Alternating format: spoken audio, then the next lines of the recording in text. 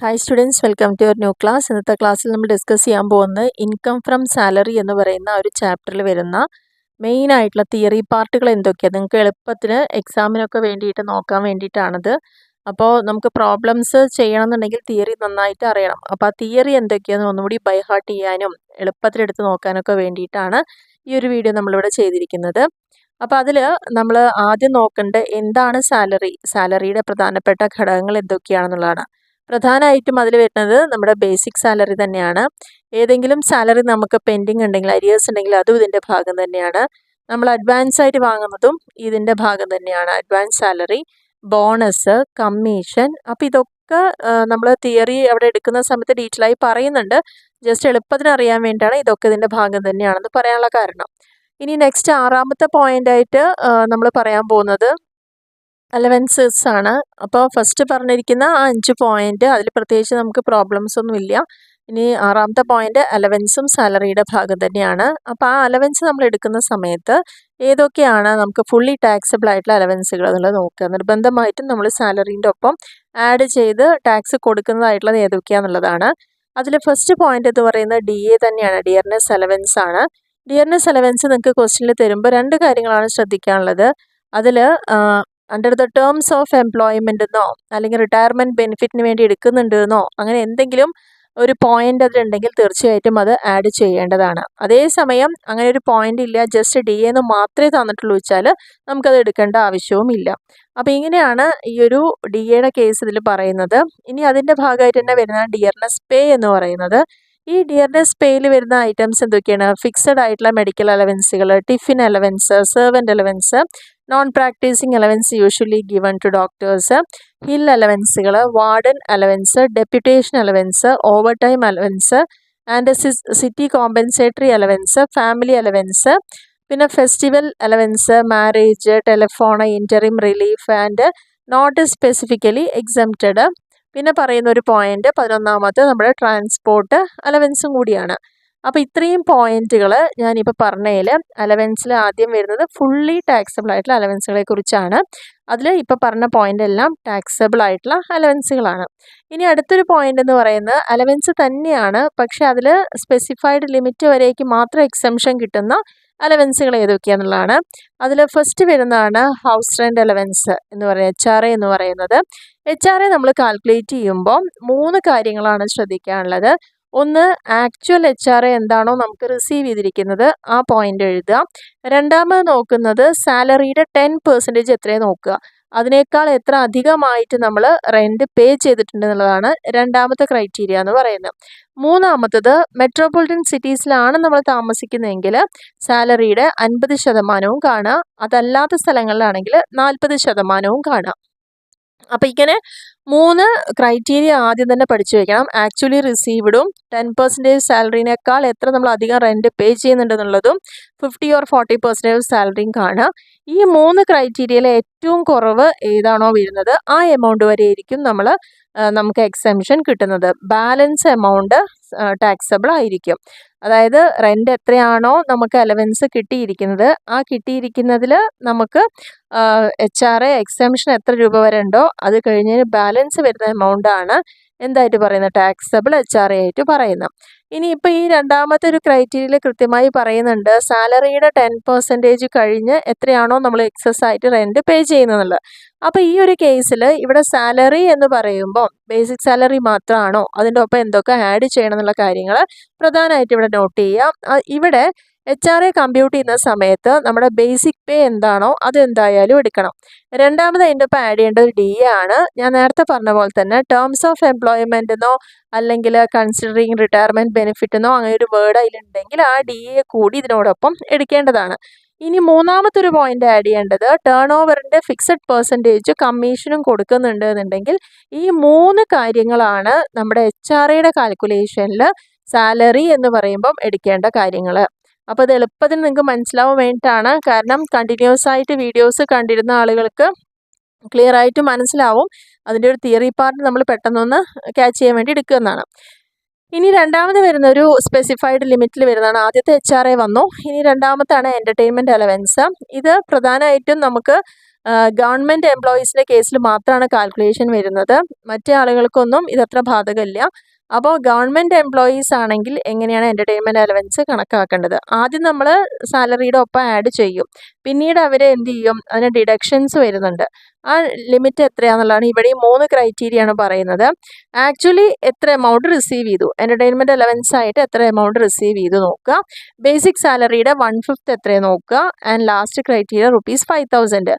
ഈ 3 എണ്ണവും ചെയ്തിട്ട് ഏറ്റവും കുറവ് ഏതാണോ അതിനാണ് എക്സംഷൻ നമുക്ക് കിട്ടുന്നത്. അതും പ്രത്യേകിച്ച് ശ്രദ്ധിക്കുക, ഈ എൻ്റർടൈൻമെൻറ്റ് അലവൻസ് ആർക്ക് മാത്രമേ കാൽക്കുലേഷൻ വരുന്നുള്ളൂ? ഗവൺമെൻറ് എംപ്ലോയീസിന് മാത്രമാണ് വരുന്നുള്ളൂ. അപ്പോൾ ആക്ച്വലി റിസീവ് ചെയ്യുന്നു 1/5 of salary and 5,000 which ever is less.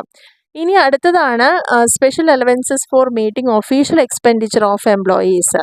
ഇനി എംപ്ലോയീസിൻ്റെ ഒഫീഷ്യൽ പർപ്പസുമായി ബന്ധപ്പെട്ട് വരുന്ന ചിലവുകൾക്ക് ചിലപ്പോൾ അലവൻസുകൾ കിട്ടും. അത് നമുക്ക് ടാക്സബിൾ എത്രത്തോളം ഉണ്ട് എന്നുള്ളതാണ് ചോദിക്കുന്നത്. അപ്പോൾ അതിൽ പറയുന്നത് ആക്ച്വലി ആ ഓരോ കാര്യങ്ങൾക്ക് വേണ്ടിയിട്ട് എത്ര എമൗണ്ട് സ്പെൻഡ് ചെയ്യുന്നോ അതുവരേക്ക് തന്നെയാണ് എക്സംഷൻ കിട്ടുക എന്നുള്ളത് പറയുന്നുണ്ട്. അതായത് ഒരു എംപ്ലോയിക്ക് അലവൻസ് കിട്ടുന്നത് ഇപ്പോൾ 2,000 രൂപയാണ്. പക്ഷേ അയാൾക്ക് 1,500 രൂപയെ ചിലവ് വന്നിട്ടുള്ളൂ എങ്കിൽ ആ എമൗണ്ട് സ്പെൻഡ് ചെയ്തതിനെ ബേസ് ചെയ്തിട്ടായിരിക്കും എക്സംഷൻ കിട്ടുന്നത്. അപ്പോൾ 1,500 ആയിരിക്കും അവിടെ എക്സംഷൻ വരുന്നത്. അപ്പോൾ അങ്ങനത്തെ കേസസ് ഏതൊക്കെയാണെന്നുള്ളത് പറയുന്നുണ്ട്. അതിലാണ് ട്രാവലിംഗ് അലവൻസ്. നമ്മൾ നേരത്തെ ടാക്സബിൾ അലവൻസ് പഠിക്കുമ്പോൾ ഫുള്ളി ടാക്സബിൾ അലവൻസ് പഠിക്കുന്ന സമയത്ത് ഒരു ട്രാൻസ്പോർട്ട് അലവൻസിനെ കുറിച്ച് ഇവിടെ പറഞ്ഞിട്ടുണ്ടായിരുന്നു. അപ്പോൾ അത് രണ്ടും മാറിപ്പോവരുത്. ഇത് ഫുള്ളി ടാക്സബിൾ ആയിട്ടുള്ള അലവൻസ് ആണ്. ഓക്കെ, അതേസമയം സ്പെസിഫൈഡ് ലിമിറ്റ് വരെ വരുന്നതിൽ എംപ്ലോയീസിന് കൊടുക്കുന്നത് ഇത് ട്രാവലിംഗ് അലവൻസ് ആണ്. അപ്പോൾ ആക്ച്വലി എന്ത് സ്പെൻഡ് ആയോ അതുവരേക്കായിരിക്കും എക്സംഷൻ കിട്ടുന്നത്. അപ്പോൾ അതിൽ വരുന്നതാണ് travelling allowance, conveyance allowance, daily allowance, helper allowance, academic allowance, uniform allowance, ഇത്രയും കാര്യങ്ങൾ. അപ്പോൾ ഇതെല്ലാം ആക്ച്വലി സ്പെൻഡ് ചെയ്തത് എത്രയാണോ ഒഫീഷ്യൽ പർപ്പസിന് വേണ്ടിയിട്ടാണ് ഇതെല്ലാം ഈ ചിലവുകളൊക്കെ ഉണ്ടാവുന്നത്. അപ്പോൾ ഇതെല്ലാം എമൗണ്ട് സ്പെൻഡ് ചെയ്തവരേക്കും എക്സംഷൻ കിട്ടുന്നതാണ്. അടുത്തത് സ്പെഷ്യൽ അലവൻസിന് കൊടുക്കുന്നുണ്ട്, പക്ഷേ എവിടെ എംപ്ലോയിയുടെ പേഴ്സണൽ എക്സ്പെൻസിൻ്റെ ഭാഗമായിട്ട് കൊടുക്കുന്ന സ്പെഷ്യൽ അലവൻസുകളാണ്. അപ്പോൾ അതിൽ പറയുന്നത് പ്രധാനമായിട്ടും ചിൽഡ്രൻ എഡ്യൂക്കേഷൻ. നമ്മൾ എപ്പോഴും ഓർക്കേണ്ട കാര്യമാണ്, ഒരാളുടെ 2 കുട്ടികൾക്ക് വീതം, ഒരു കുട്ടിക്ക് 100 രൂപ, അങ്ങനെ 2 കുട്ടികൾക്ക് വീതം മാത്രമാണ് 100 രൂപ വീതമാണ് ചിൽഡ്രൻ എഡ്യൂക്കേഷൻ അലവൻസ് നമ്മൾ എക്സംഷൻ കൊടുക്കുന്നുള്ളൂ. ബാലൻസ് ഉണ്ടെങ്കിൽ ഇപ്പോൾ 3 കുട്ടികളാണ്, അങ്ങനെ ഉണ്ടെങ്കിൽ നമുക്ക് ഈ ഒരു എമൗണ്ട് വരെ, അതായത് ഒരു കുട്ടിക്ക് 100 രൂപ, 2 കുട്ടിക്ക് 200 എന്ന് വരും. അപ്പോൾ ആ 200 ഇൻറ്റു 12 മന്ത്സ് വരുന്നത് എത്രയാണോ അതുവരേക്ക് മാത്രമാണ് എക്സംഷൻ കിട്ടുക. ബാലൻസ് എമൗണ്ട് നമുക്ക് ടാക്സബിൾ ആയിരിക്കും.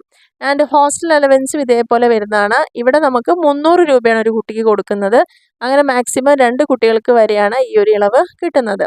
ഇനി ട്രാൻസ്പോർട്ട് അലവൻസ് ഇവിടെ പറയുന്നുണ്ട്. അത് വന്നിട്ട് blind, deaf, dumb, orthopaedically handicapped with disability, അതായത് അന്ധൻ, മൂകൻ, ബധിരൻ അല്ലെങ്കിൽ ഓർത്തോപീഡിക്കലി അവർ ഹാൻഡിക്യാപ്ഡ് ആയ ആളുകൾ, അങ്ങനെയുള്ള ആളുകൾക്കൊക്കെ കൊടുക്കുന്ന ട്രാൻസ്പോർട്ട് അലവൻസ് മാക്സിമം ഒരു മാസം 3,200 രൂപയായിരിക്കും കൊടുക്കുന്നുണ്ടാവുക.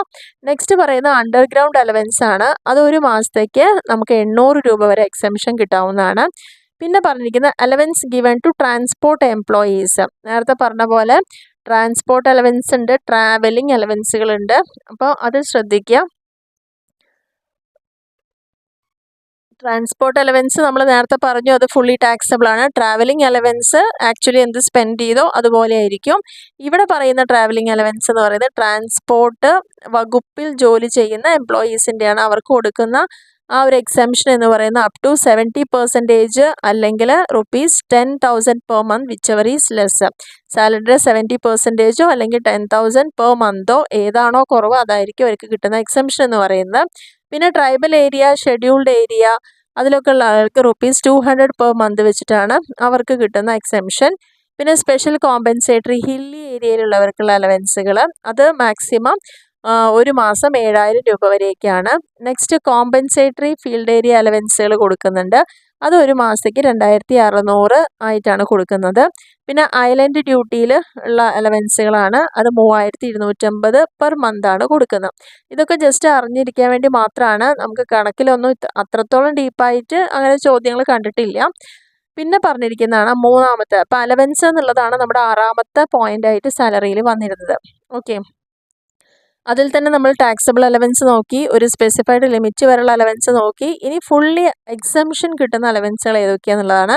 അതിൽ ഫോറിൻ അലവൻസുകൾ സെൻട്രൽ ഗവൺമെൻറ് എംപ്ലോയീസിന് അവിടെ വർക്ക് ചെയ്യുന്നതിന് ഭാഗമായിട്ട് ഫോറിൻ അലവൻസ് കൊടുക്കും. അത് ഫുള്ളി എക്സംപ്റ്റഡ് ആണ്. പിന്നെ ഹൈക്കോർട്ട്, സുപ്രീം കോർട്ട് ജഡ്ജസിനുള്ള സംച്വറി അലവൻസുകൾ, അതുപോലെ തന്നെ യുണൈറ്റഡ് നേഷൻ ഓർഗനൈസേഷൻ റിസീവ് ചെയ്യുന്ന അലവൻസുകൾ, ആൻഡ് ലാസ്റ്റ് ഹൈക്കോർട്ടിലെ ജഡ്ജസിന് അവരുടെ ഒരു സ്പെഷ്യൽ ആക്ട് പ്രകാരം കിട്ടുന്ന അലവൻസുകൾ. ഇങ്ങനെ ഈ 4 അലവൻസുകൾ ഫുള്ളി എക്സംപ്റ്റഡ് ആയിട്ടുള്ള അലവൻസുകളാണ്. ഇനി നമുക്ക് അടുത്തൊരു പോയിന്റ് എന്ന് പറയുന്നത്, അപ്പോൾ സാലറി എന്ന് പറയുമ്പം നമ്മളൊരു 5 പോയിന്റ് അവിടെ പറഞ്ഞു. 6ാമത്തെ പോയിന്റ് അലവൻസിലേക്ക് എത്തിയിട്ടുണ്ട്. 7ാമത്തെ പോയിന്റാണ് നമ്മുടെ പ്രൊവിഡൻറ്റ് ഫണ്ടിനെ കുറിച്ച് പറയുന്നത്. അപ്പോൾ പ്രൊവിഡൻറ്റ് ഫണ്ടിൻ്റെ ഭാഗമായിട്ട് വരുന്ന നമുക്ക് പ്രോബ്ലത്തിലേക്ക് വേണ്ടത് ആകെ ഈ 2 കാര്യങ്ങൾ ശ്രദ്ധിച്ചാൽ മതി. ബാലൻസ് എല്ലാം ഒന്നില്ലെങ്കിൽ ടാക്സബിൾ ആണ്, സാലറിയിൽ ഇൻക്ലൂഡ് ആയതുകൊണ്ട് ടാക്സബിൾ ആയി പോവും, അല്ലെങ്കിൽ നോട്ട് ടാക്സബിൾ എന്നുള്ള കേസാണ് പറയുന്നത്. പ്രൊവിഡൻറ്റ് ഫണ്ടിൻ്റെ പോർഷൻ നമ്മൾ എടുക്കുമ്പോൾ കൃത്യമായിട്ട് സ്റ്റാറ്റ്യൂട്ടറി പ്രൊവിഡൻറ്റ് ഫണ്ടും RPF, URPFനെ കുറിച്ച് നമ്മൾ കോളൊക്കെ ആയിട്ട് കാണിച്ചിട്ടുണ്ടായിരുന്നു. പക്ഷെ നമ്മുടെ പ്രോബ്ലം ചെയ്യുന്നതിന് വേണ്ടിയിട്ട് നമുക്ക് ആകെ ആവശ്യമുള്ളത് ഈ 2 കാര്യങ്ങളാണ്. അതിൽ പ്രധാനമായിട്ടും എംപ്ലോയറുടെ കോൺട്രിബ്യൂഷൻ ഉണ്ടെങ്കിൽ, RPFൻ്റെ കേസാണെങ്കിൽ നമ്മുടെ സാലറിയുടെ 12% എത്രയും നോക്കുക. അതിനേക്കാൾ അധികം കൊടുക്കുന്നുണ്ടെങ്കിൽ അത് ടാക്സബിൾ ആണ്. അതിൻ്റെ ഡിഫറൻസ് ഉണ്ട് എന്നുണ്ടെങ്കിൽ ടാക്സബിൾ ആണ്. അപ്പോൾ സാലറിയുടെ 12% നോക്കുക, അതിനേക്കാൾ അധികമായിട്ടാണ് കോൺട്രിബ്യൂഷൻ വരുന്നതെങ്കിൽ ആ പോർഷൻ ടാക്സബിൾ ആണ്. ഇൻട്രസ്റ്റ് ക്രെഡിറ്റ് ചെയ്തിട്ടുണ്ടാവും PFലേക്ക്. അപ്പോൾ അതും RPFൻ്റെ കേസാണെങ്കിൽ നമുക്ക് 9.5% എത്രയാണ് നോക്കുക സാലറിയുടെ, അതിൻ്റെ എക്സസ് എത്രയാണോ വരുന്നത് ആ പോർഷനും ടാക്സബിൾ ആയിരിക്കും. അപ്പോൾ പ്രൊവിഡൻറ്റ് ഫണ്ടിൽ നമുക്ക് പഠിക്കാനുള്ളത്, പ്രോബ്ലത്തിന് വേണ്ടി പഠിക്കാനുള്ളത് RPFൻ്റെ ഈ കാൽക്കുലേഷൻ മാത്രമാണ് വരുന്നത്. ഒന്ന് 12% ഓഫ് സാലറി, രണ്ടാമത്തെ 9.5% വരയ്ക്കാണ് ഇൻട്രസ്റ്റ് കൊടുക്കുന്നത്. നെക്സ്റ്റ് ആയിട്ടാണ് 8ാമത്തെ പോയിന്റ് പെർക്വിസിറ്റ്സ് ആണ്. അതിൽ പ്രധാനമായിട്ട് കണ്ട കാൽക്കുലേഷൻസ് എന്തൊക്കെയാണെന്ന് നോക്കാം. Value of RFA or concessional rent, ഒന്നില്ലെങ്കിൽ റെൻറ്റ് ഫ്രീ അക്കോമഡേഷൻ്റെ വാല്യൂ കണ്ടുപിടിക്കുക, അല്ലെങ്കിൽ ആ കൺസെഷണൽ റെൻറ്റ് എന്താണെന്നാണ് നോക്കുന്നത്. അപ്പോൾ ഒരു ഗവൺമെൻറ് എംപ്ലോയി ആണെങ്കിൽ നമ്മൾ എങ്ങനെയാണ് കാൽക്കുലേറ്റ് ചെയ്യുന്നത് വിധം എന്നുള്ളത് പറയുന്നത്. അപ്പോൾ ഗവൺമെൻറ് എംപ്ലോയിക്ക് ഗവൺമെൻറ് തന്നെ ഡിറ്റർമിൻ ചെയ്യുന്ന ഒരു എമൗണ്ട് നമുക്ക് തന്നിട്ടുണ്ടാവും. അപ്പോൾ ആ എമൗണ്ട് ആദ്യം എഴുതുക. അതിനോട് കൂടിയിട്ട് അവർക്ക് ഫർണിച്ചർ അവർ പ്രൊവൈഡ് ചെയ്യുന്നുണ്ടെങ്കിൽ അതിൻ്റെ 10% ഓഫ് കോസ്റ്റ് ഓഫ് ഫർണിച്ചറും കൂടി ആഡ് ചെയ്യുക. അത് രണ്ടും ആഡ് ചെയ്തതിന് ശേഷം കിട്ടുന്നതിനെയാണ് നമ്മൾ value of rent free accommodation എന്ന് പറയുന്നത്. ഇനി ഇതിൻ്റെ ഭാഗമായിട്ട് എംപ്ലോയിയുടെ കയ്യിൽ നിന്ന് എന്തെങ്കിലും എമൗണ്ട് കളക്ട് ചെയ്യുന്നുണ്ടെങ്കിൽ ആ എമൗണ്ട് ലെസ് ചെയ്യാം. അപ്പോൾ നമുക്ക് കിട്ടുന്നതിനെയാണ് കൺസെഷണൽ റെൻറ്റ് എന്ന പേരിൽ അറിയപ്പെടുന്നത്. അപ്പോൾ ഇത്രയേ ഉള്ളൂ. ഗവൺമെൻറ് എംപ്ലോയീസിൻ്റെ കേസിലാവുമ്പം ഗവൺമെൻറ് എംപ്ലോയീസിന് ഗവൺമെൻറ് ഫിക്സ് ചെയ്യുന്ന ഒരു എമൗണ്ട്, അതിനോടുകൂടി 10% കോസ്റ്റ് ഓഫ് ഫർണിച്ചർ ആഡ് ചെയ്യുക. അപ്പോൾ വാല്യൂ ഓഫ് RFA കിട്ടും. ഇനി എന്തെങ്കിലും എമൗണ്ട് എംപ്ലോയിയുടെ കയ്യിൽ നിന്ന് കളക്ട് ചെയ്യുന്നുണ്ടെങ്കിൽ ആ എമൗണ്ട് ലെസ് ചെയ്താൽ ബാലൻസ് കിട്ടുന്നതിനെയാണ് എന്ത് പറയുക, കൺസെഷണൽ റെൻറ്റ് എന്ന് പറയുന്നത്. ഇനി ഗവൺമെൻറ് എംപ്ലോയി അല്ലാത്ത മറ്റുള്ള എംപ്ലോയീസിൻ്റെ കാൽക്കുലേഷൻസ് ആണ് പറയുന്നത്. അതിൽ 2-3 കാര്യങ്ങളാണ് പ്രധാനമായിട്ട് ശ്രദ്ധിക്കേണ്ടത്. അതായത് എംപ്ലോയിക്ക് കൊടുക്കുന്ന അക്കോമഡേഷൻ എന്ന് പറയുന്നത് അത് എംപ്ലോയർ ഓൺ ചെയ്യുന്നതാണെങ്കിൽ, അല്ലെങ്കിൽ ഇപ്പോൾ എംപ്ലോയർക്ക് ഒരു 3-4 വീടുകൾ ഉണ്ടെങ്കിൽ അതിലത്തെ ഒരു വീട് നമ്മൾ എംപ്ലോയിക്ക് വേണ്ടി കൊടുക്കുകയാണെങ്കിൽ, അപ്പോൾ അത് ഓൺ ചെയ്തിരിക്കുന്ന എംപ്ലോയർ ആണെങ്കിൽ അവിടെ നമ്മൾ ശ്രദ്ധിക്കേണ്ട കാൽക്കുലേഷൻ എന്ന് പറയുന്നത് ആ ഇരിക്കുന്ന സ്ഥലം അല്ലെങ്കിൽ ആ സിറ്റി എന്ന് പറയുന്ന അവിടുത്തെ ജനസംഖ്യ 25 ലക്ഷത്തിനേക്കാൾ അധികമാണെങ്കിൽ നമുക്ക് 15% ഓഫ് സാലറിയാണ് അവിടെ കാണേണ്ടത്. ഇനി 10 മുതൽ 25 ലക്ഷം വരെ പോപ്പുലേഷനുള്ള സ്ഥലമാണെങ്കിൽ 10% ഓഫ് സാലറി, അല്ലാത്ത മറ്റുള്ള സ്ഥലങ്ങളിൽ 7.5% ഓഫ് സാലറി, ഇതാണ് കാണേണ്ടത്. അപ്പോൾ ഈ ഒരു 3 ക്രൈറ്റീരിയ ഓർത്ത് വയ്ക്കുക. അക്കോമഡേഷൻ കൊടുക്കുന്നത് എംപ്ലോയർ ഓൺ ചെയ്തിരിക്കുന്ന ഒരു സ്ഥലമാണെങ്കിൽ അവിടെ ഈ ഒരു പോപ്പുലേഷൻ്റെ ബേസിൽ നമ്മൾ 15%, അതായത് 25 ലാക്കാണ് മാക്സിമം. അതിൻ്റെ മുകളിലേക്ക് നമ്മൾ 15%, 10 to 25 വരുമ്പോൾ 10%, അല്ലാത്തവിടെ 7.5% ഓഫ് സാലറിയാണ് കാൽക്കുലേറ്റ് ചെയ്യുന്നത്. ഇതാണ്. അപ്പോൾ നമ്മൾ ആദ്യം ചെയ്ത ഗവൺമെൻറ് എംപ്ലോയീസിൻ്റെ കേസായിരുന്നു. അപ്പോൾ ഗവൺമെൻറ് എംപ്ലോയീസിൻ്റെ കേസിൽ പറയുമ്പോൾ ആ എമൗണ്ട് തരുന്നത് ഗവൺമെൻറ്റാണ്, ഗവൺമെൻറ് ഫിക്സ് ചെയ്ത എമൗണ്ടാണ്. ഇവിടെ നമുക്ക് ഫിക്സ് ചെയ്യാൻ ഈ ഒരു ക്രൈറ്റീരിയയാണ് ഇവിടുത്തെ എമൗണ്ട് ഫിക്സ് ചെയ്യപ്പെടുന്നത്. അതിനുശേഷം കിട്ടിയതിന് ശേഷം നമ്മൾ സാധാരണ മറ്റ് കാൽക്കുലേഷൻ ചെയ്ത പോലെ തന്നെ അവിടെ 10% ഓഫ് കോസ്റ്റ് ഓഫ് ഫർണിച്ചർ ഉണ്ടെങ്കിൽ ആഡ് ചെയ്യുക. അതേപോലെ തന്നെ എംപ്ലോയിയുടെ കയ്യിൽ നിന്ന് നമ്മൾ എന്തെങ്കിലും വാങ്ങുന്നുണ്ടെങ്കിൽ, ഇതിൻ്റെ പേരിൽ വാങ്ങുന്നുണ്ടെങ്കിൽ അത് ലെസ് ചെയ്യുക. അപ്പോൾ ബാക്കി പ്രൊസീജിയർ സെയിം തന്നെയാണ്. ഈ ഒരു കാൽക്കുലേഷൻ മാത്രമാണ് നമ്മൾ പ്രത്യേകിച്ച് ശ്രദ്ധിക്കേണ്ടത്. ഇനി അതിൽ തന്നെ അക്കോമഡേഷൻ എംപ്ലോയർ തന്നെ ലീസിന് എടുത്തിട്ടോ റെൻറ്റിന് എടുത്തിട്ടോ ആണ് എംപ്ലോയിക്ക് കൊടുക്കുന്നതെങ്കിൽ അവിടെയും ചെറിയൊരു വ്യത്യാസം വരുന്നുണ്ട്. അപ്പോൾ അത് നന്നായിട്ട് ശ്രദ്ധിക്കാം. വാല്യൂ ഓഫ് ഫർണിഷ്ഡ് ഹൗസ് കാണുമ്പം അവിടെ 15% ഓഫ് സാലറിയോ അല്ലെങ്കിൽ actual lease rent which ever is less. അപ്പോൾ ഇവിടെ ശ്രദ്ധിക്കേണ്ടത് റെൻറ്റിന് എടുക്കുന്ന ആ എമൗണ്ട് അല്ലെങ്കിൽ ലീസിന് എടുക്കുന്ന ആ എമൗണ്ടിൽ 15% ഓഫ് സാലറി എത്രയും നോക്കുക, അല്ലെങ്കിൽ ആക്ച്വൽ കൊടുക്കുന്ന റെൻറ്റ് എത്രയും നോക്കുക. ഇതിൽ ഏതാണോ കുറവ് അതാണ് നമുക്കിവിടെ എമൗണ്ട് ആയിട്ട് കണക്കാക്കേണ്ടത്. ബാലൻസ് പ്രൊസീജിയർ എല്ലാറ്റും സെയിം തന്നെയാണ്. പിന്നെ അതിനോടുകൂടി 10% of cost of furniture add ചെയ്യുക, പിന്നെ എമൗണ്ട് കളക്ട് ചെയ്യുന്നുണ്ടെങ്കിൽ അത് ലെസ് ചെയ്യുക. ഇങ്ങനെയാണ് നമ്മൾ എംപ്ലോയർ ഹയർ ചെയ്തിട്ട് ലീസിനെടുത്തിട്ട് റെൻറ്റിനൊക്കെ എടുത്തിട്ട് അക്കോമഡേഷൻ കൊടുക്കുമ്പോൾ. ഇനി മൂന്നാമതൊരു കാര്യം പറയുന്നത്, ചിലപ്പം ഓൺ ചെയ്തതുമല്ല ലീസിനെടുത്തതും ഒരിക്കലല്ല, ചിലപ്പം കുറച്ച് ദിവസങ്ങൾ ഹോട്ടലിലായിരിക്കും താമസ സൗകര്യം ഏൽപ്പിച്ചിട്ടുണ്ടാവുക. അങ്ങനെ വരുമ്പം സാലറിയുടെ 24% പെയ്ഡ് അല്ലെങ്കിൽ ആക്ച്വൽ ചാർജ് പെയ്ഡ്, ഇതിൽ ഏതാണോ കുറവ് അതായിരിക്കും എമൗണ്ട് എടുക്കുന്നുണ്ടാവുക. അപ്പോൾ റെൻറ്റ് ഫ്രീ അക്കോമഡേഷൻ എന്ന് പറയുന്നത് രണ്ട് കാറ്റഗറിയാണ് മെയിനായിട്ട്. ഒന്ന് ഗവൺമെൻറ് എംപ്ലോയിയുടെയും ഒന്ന് അല്ലാത്ത എംപ്ലോയീസിൻ്റെയും. ഗവൺമെൻറ് എംപ്ലോയിയുടെ ആകുമ്പോൾ ഗവൺമെൻറ് ഫിക്സ് ചെയ്യുന്ന ഒരു amount add 10% of cost of furniture less any amount collected from employee. ഇനി അതർ എംപ്ലോയീസ് ആവുമ്പം അതിൽ തന്നെ 3 കാറ്റഗറിയാണ്. ഒന്ന് എംപ്ലോയർ ഓൺ ചെയ്തിരിക്കുന്ന അക്കോമഡേഷൻ, എംപ്ലോയർ റെൻറ്റിന് എടുത്തിരിക്കുന്നത് അല്ലെങ്കിൽ ലീസിന് എടുത്തിരിക്കുന്നത്, അതല്ലെങ്കിൽ അവർ ഹോട്ടലിലാണ് അക്കോമഡേഷൻ പ്രൊവൈഡ് ചെയ്യുന്നതെങ്കിൽ ഈ 3 കാറ്റഗറിയാണ് അതിൽ പറയുന്നത്. അപ്പോൾ ഇവിടെയൊക്കെ നമ്മളോട് പറഞ്ഞൊരു കോമൺ ആയിട്ടുള്ള കാര്യമാണ് ഇത്ര പെർസെൻറ്റേജ് 10, 15, 7.5 ഓഫ് സാലറി എന്നൊക്കെ പറയുന്നുണ്ട്. അപ്പോൾ ഈ ഒരു റെൻറ്റ് ഫ്രീ അക്കോമഡേഷൻ കൊടുക്കുമ്പോൾ നമ്മുടെ സാലറി എന്ന് പറയുന്നത് എന്തൊക്കെ അടങ്ങിയിരിക്കുന്നതാണെന്നുള്ളത് നോക്കുക. അപ്പോൾ ഇവിടെ RFA കാൽക്കുലേറ്റ് ചെയ്യുന്ന സമയത്തുള്ള സാലറി എന്ന് പറയുന്നത് അവിടെ ബേസിക് പേ വരും, DA വരുന്നുണ്ട്, under the terms of employment. അതാണ് ഞാനിങ്ങനെ ഷോർട്ടാക്കി എഴുതിയതാണത്. അതായത് റിട്ടയർമെൻറ്റ് ബെനിഫിറ്റിൻ്റെ ഭാഗമായിട്ട് DA കാണിക്കുന്നുണ്ട്, അല്ലെങ്കിൽ ടേംസ് ഓഫ് എംപ്ലോയ്മെൻറ്റിൻ്റെ ഭാഗമായിട്ട് പറയുന്നുണ്ടെങ്കിൽ അവിടെ ബേസിക് പേയും വരും. അതേപോലെ ഡിയർനെസ് അലവൻസ് എടുക്കണം, ബോണസ് ഉണ്ടെങ്കിൽ അതെടുക്കണം, കമ്മീഷൻ എടുക്കണം. ഒപ്പം തന്നെ ടാക്സബിൾ ആയിട്ടുള്ള അലവൻസുകൾ ഏതൊക്കെയാണോ അതെന്തെങ്കിലും ഉണ്ടെങ്കിൽ അതെല്ലാം ആഡ് ചെയ്യണം. And not include the value of any perquisite. എന്തെങ്കിലും ഒരു പെർക്വിസിറ്റ് കൊടുക്കുന്നുണ്ട് എന്നുണ്ടെങ്കിൽ അതിൻ്റെ വാല്യൂ ഉൾപ്പെടില്ല. അപ്പോൾ അതിലേക്ക് റെൻറ്റ് ഫ്രീ അക്കോമഡേഷൻ വളരെ ഇമ്പോർട്ടൻ്റ് ആയിട്ടുള്ളൊരു കാൽക്കുലേഷനാണ്. അപ്പോൾ ആ ഒരു കാൽക്കുലേഷൻ ചെയ്യുമ്പം സാലറി എന്ന് പറയുന്നത് ബേസിക് പേയും DA അതിൻ്റെ പാർട്ടാണെങ്കിൽ അതും, ടാക്സബിൾ ആയിട്ടുള്ള അലവൻസുകളും ബോണസും കമ്മീഷനും, ഇത്രയും കാര്യങ്ങളാണ് ഇതിൽ പ്രധാനമായിട്ട് ശ്രദ്ധിക്കേണ്ടത്. ഇനി ഇപ്പം നമ്മൾ ഈ കാൽക്കുലേഷൻ എല്ലാം പറഞ്ഞു. പക്ഷെ അതിനുശേഷം 2023 ഫിനാൻസ് ആക്ട് പ്രകാരം പുതിയൊരു നോട്ടിഫിക്കേഷൻ വന്നിട്ടുണ്ട്. അത് 1 സെപ്റ്റംബർ 2023 പ്രാബല്യത്തിൽ വന്നിട്ടുണ്ട്. അപ്പോൾ അതുകൊണ്ട് തന്നെ നമ്മളിവിടെ ശ്രദ്ധിക്കേണ്ട ഒരു കാര്യം എന്ന് പറയുന്നത് 1/4/23 മുതൽ 31 ഓഗസ്റ്റ് 23 വരെ 5 മാസക്കാലത്തേക്ക് ഓൾഡ് റേറ്റിൽ തന്നെയാണ് നമ്മൾ ഇതിന് വേണ്ടിയിട്ട് ഈ കാര്യങ്ങൾ സാലറിയുടെ കാര്യങ്ങളൊക്കെ ചെയ്യേണ്ടത്. ആ ഒരു റേറ്റിലായിരിക്കും. അതേസമയം നമുക്ക് 1-ാം തീയതി സെപ്റ്റംബർ 1-നാണല്ലോ ഈ റൂള് വന്നിരിക്കുന്നത്. അപ്പോൾ അതുകൊണ്ട് തന്നെ സെപ്റ്റംബർ 1 മുതൽ പിന്നെ നമ്മൾ മാർച്ച് വരേക്കുള്ള ആ കാലയളവ്, അതായത് 7 മാസത്തേക്ക് പുതിയ റേറ്റിലായിരിക്കും ഇത് കാൽക്കുലേറ്റ് ചെയ്യേണ്ടത്. ഇത് പ്രധാനമായിട്ടും ശ്രദ്ധിക്കേണ്ട ഒരു കാര്യമാണ്. അപ്പോൾ RFA ഒക്കെ കാണുന്ന സമയത്ത് നമ്മുടെ ഈ സാലറി എന്ന് പറയുന്നത് എങ്ങനെയാണെന്നാണ് പറയുന്നത്, ഇത്രയും ആദ്യത്തെ കേസിൽ 5 മാസത്തേക്ക് ഓൾഡ് റേറ്റും അതിനുശേഷം വരുന്ന 7 മാസത്തേക്ക് ന്യൂ റേറ്റ്. എന്തുകൊണ്ടാണെന്ന് വെച്ചാൽ ഇവിടെ 1 സെപ്റ്റംബറിൽ ഈ റൂള് വന്നതുകൊണ്ട്, ഈ ഒരു ആക്ട് വന്നതുകൊണ്ട് സെപ്റ്റംബർ മുതൽ മാർച്ച് വരെയുള്ള കാലയളവ് ഈ ന്യൂ റേറ്റിൽ ചെയ്യാൻ പാടുള്ളൂ. ഇനി ഇതിൽ പറയുന്നൊരു കാര്യം, അതർ ദാൻ ഗവൺമെൻറ് എംപ്ലോയീസ്. ഇനി ഗവൺമെൻറ് എംപ്ലോയീസ് അല്ലാത്ത ആളുകളുടെ കാര്യമാണ് ഈ പുതിയ റേറ്റ് പ്രകാരം പറയുന്നുണ്ട്.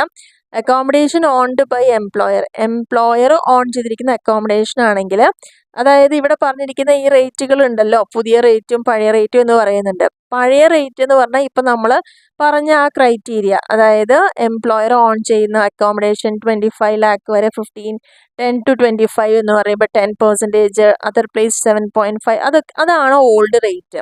അപ്പോൾ 5 മാസത്തേക്ക് നമ്മൾ കാണുമ്പോൾ തീർച്ചയായിട്ടും ഈ ഒരു മെത്തേഡിലാണ് നമ്മൾ ചെയ്യേണ്ടത്. അതിനുശേഷം വരുന്ന 7 മാസത്തേക്ക് ഏതാണ് മെത്തേഡ്, ആ മെത്തേഡാണ് ഇവിടെ പറയുന്നത്. പുതിയ റേറ്റിൽ നമ്മൾ ചെയ്യുമ്പോൾ അവിടെ പറഞ്ഞിരിക്കുന്ന പോപ്പുലേഷൻ എന്ന് പറയുന്നത് നമുക്ക് പഴയ റേറ്റിൽ 25 lakh എക്സീഡിങ്ങേ വന്നിട്ടുള്ളൂ. പുതിയ റേറ്റ് പ്രകാരം 40 lakh എബവ് വരുമ്പോൾ 10% സാലറിയേ വരുന്നുള്ളൂ. പിന്നെ 15 to 40 lakh വരുമ്പോൾ 7.5ഉം അപ് ടു 15 lakh 5% ഓഫ് സാലറിയാണ് വരുന്നത്. അപ്പോൾ ഈ ഒരു റേറ്റ് പ്രകാരമാണ് നമ്മൾ ബാക്കി 7 മാസത്തെ സാലറി കമ്പ്യൂട്ട് ചെയ്യുമ്പോൾ കാണേണ്ടത്.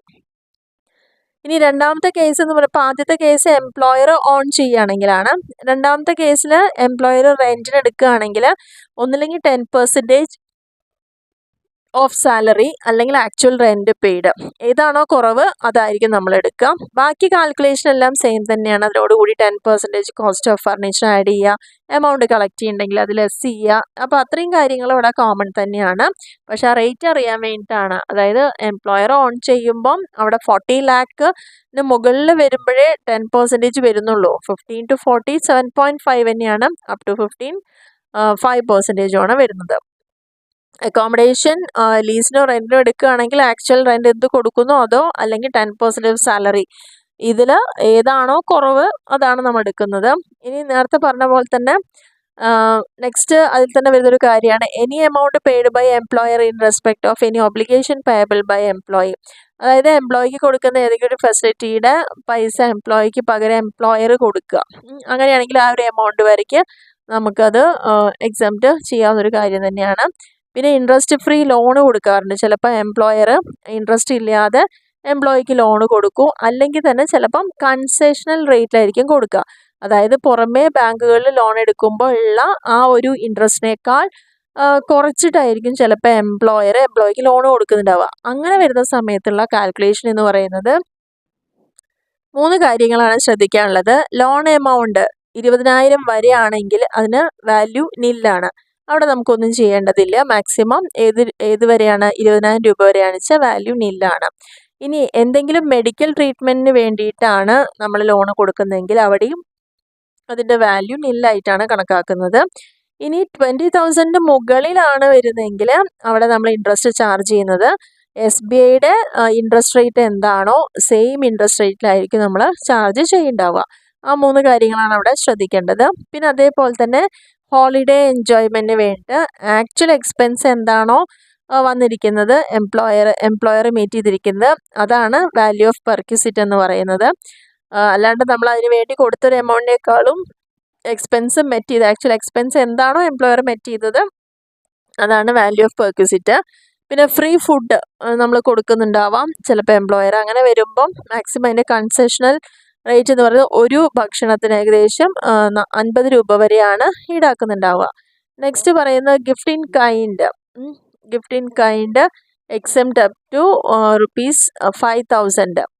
5,000 രൂപ വരേക്കുള്ള ഗിഫ്റ്റുകളാണെങ്കിൽ അതിൽ എക്സെംഷൻ ഉണ്ട്. മാക്സിമം എക്സെംഷൻ 5,000 ആണ്. അതിൽ കവിഞ്ഞ് ബാക്കിയുള്ളതെല്ലാം ടാക്സബിൾ ആണെന്നുള്ളതാണ് പറയുന്നത്. പിന്നെ അതേപോലെ തന്നെ ക്രെഡിറ്റ് കാർഡിന് വേണ്ടിയിട്ടുള്ള എക്സ്പെൻസുകൾ വരുമ്പം അതിൻ്റെ എമൗണ്ട് എംപ്ലോയറാണ് കൊടുക്കുന്നതെങ്കിൽ ആ വാല്യൂ എന്താണ് അതിന് വേണ്ടിയിട്ട് ആക്ച്വൽ എക്സ്പെൻസ് വന്നത് ചാർജ് ചെയ്തത് അതെല്ലാം ആക്ച്വലി ഉണ്ടായത് എന്താണോ അത് തന്നെയാണ് വരുന്നത്. പിന്നെ ക്ലബ് എക്സ്പെൻസുകൾ അതും ആക്ച്വൽ കോസ്റ്റ് ആണ്. ഇനി മൂവബിൾ അസറ്റിൻ്റെ കേസ് പറയുന്നുണ്ട്.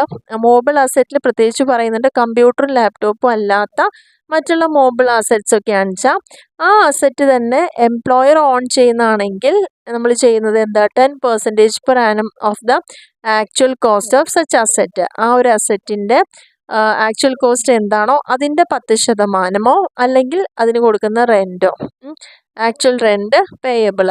അപ്പോൾ ഇതാണ് ആ ഒരു മൂവബിൾ അസറ്റിൻ്റെ കേസിൽ യൂസ് ഓഫ് മൂവബിൾ അസറ്റിൻ്റെ കേസിൽ നമുക്ക് എമൗണ്ട് അറിയാൻ പറ്റുന്നത്. പിന്നെ transfer of movable asset transfer ചെയ്യുകയാണെങ്കിൽ എന്തൊക്കെയാണെന്നുള്ളത് അതിൽ ഫസ്റ്റ്, അതായത് മൂവബിൾ അസറ്റ് എന്ന് പറയുമ്പോൾ ഇപ്പോൾ ഇലക്ട്രോണിക് ഗുഡ്സോ അല്ലെങ്കിൽ കമ്പ്യൂട്ടറൊക്കെ കൊടുക്കുന്നുണ്ടെങ്കിൽ നമ്മളതിൻ്റെ കാൽക്കുലേഷനാണ് ഇവിടെ പറയുന്നത്. ആക്ച്വൽ കോസ്റ്റ് ഓഫ് അസറ്റ്, ആ ഒരു അസറ്റിൻ്റെ ആക്ച്വൽ കോസ്റ്റ് എന്താണോ അത് എഴുതുക. അതിൽ നിന്ന് ഡിപ്രീസിയേഷൻ റിട്ടേൺ ഡൗൺ വാല്യൂ മെത്തേഡിൽ, അതായത് ഓരോ വർഷവും ഡിപ്രീസിയേഷൻ കണ്ട് നമ്മളത് മൈനസ് ചെയ്ത് ബാലൻസ് എമൗണ്ട് എന്താണോ വീണ്ടും അതിൻ്റെ മുകളിലായിരിക്കും ഡിപ്രീസിയേഷൻ കാണുക.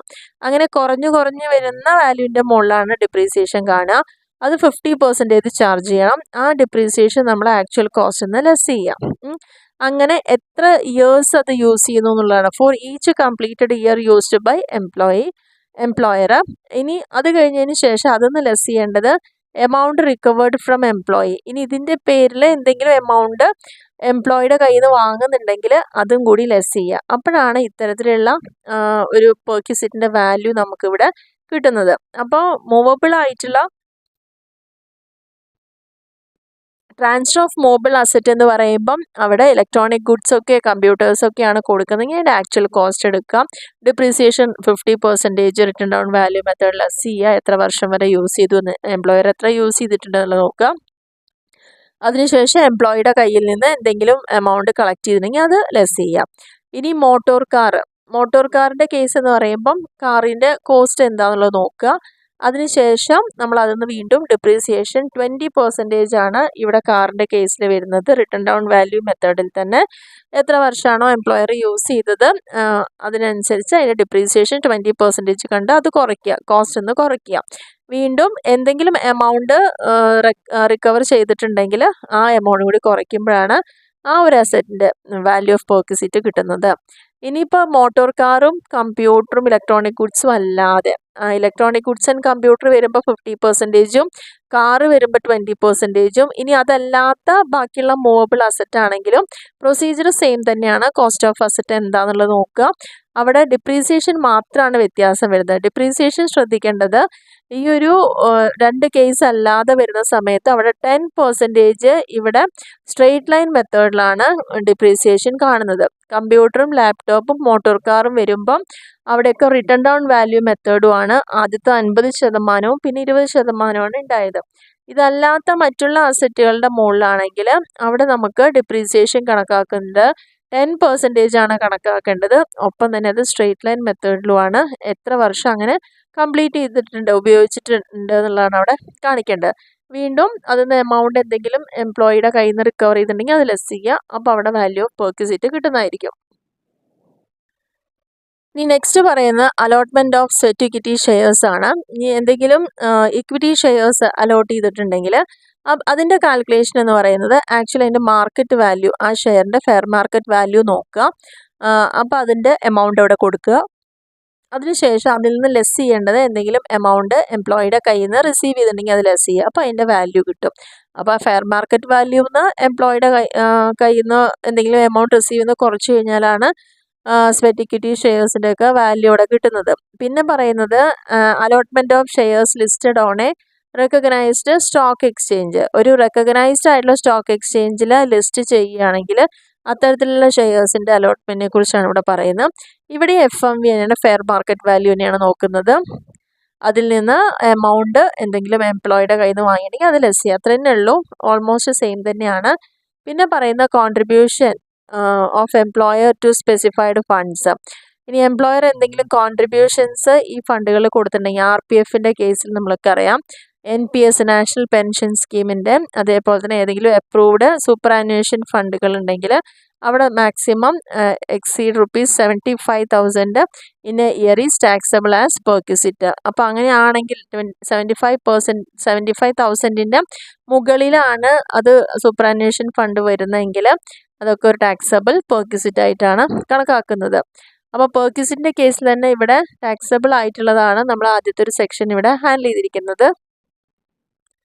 രണ്ടാമത്തെ കേസ് എന്ന് പറയുന്നത് പെർക്വിസിറ്റ്സ് ടാക്സബിൾ ആണ്, പക്ഷേ സ്പെസിഫൈഡ് എംപ്ലോയീസിൻ്റെ കേസിൽ മാത്രം ടാക്സബിൾ ആയിരിക്കുന്ന പെർക്വിസിറ്റ് ഏതൊക്കെയാണെന്നുള്ളത്. അപ്പോൾ സ്പെസിഫൈഡ് എംപ്ലോയി ആരാണെന്നൊക്കെ നമ്മൾ ഡീറ്റെയിൽ ആയി പറയുന്നുണ്ട്. അപ്പോൾ അത്തരത്തിലുള്ള എംപ്ലോയീസിൻ്റെ വരുമ്പം അവിടെ കാറിൻ്റെ വാല്യുവേഷനാണ് വരുന്നത്. അതായത് ഫസ്റ്റ് കേസ് എന്ന് പറയുമ്പം നമ്മുടെ എംപ്ലോയർ ഹയർ ചെയ്തിരിക്കുന്ന അല്ലെങ്കിൽ ഓൺ ചെയ്തിരിക്കുന്ന ഒരു കാറാണെങ്കിൽ അത് ഒഫീഷ്യൽ പർപ്പസിനും കൂടി കൊടുത്തിട്ടുണ്ടെങ്കിൽ അവിടെ അത് വാല്യൂ നില്ലാണ്.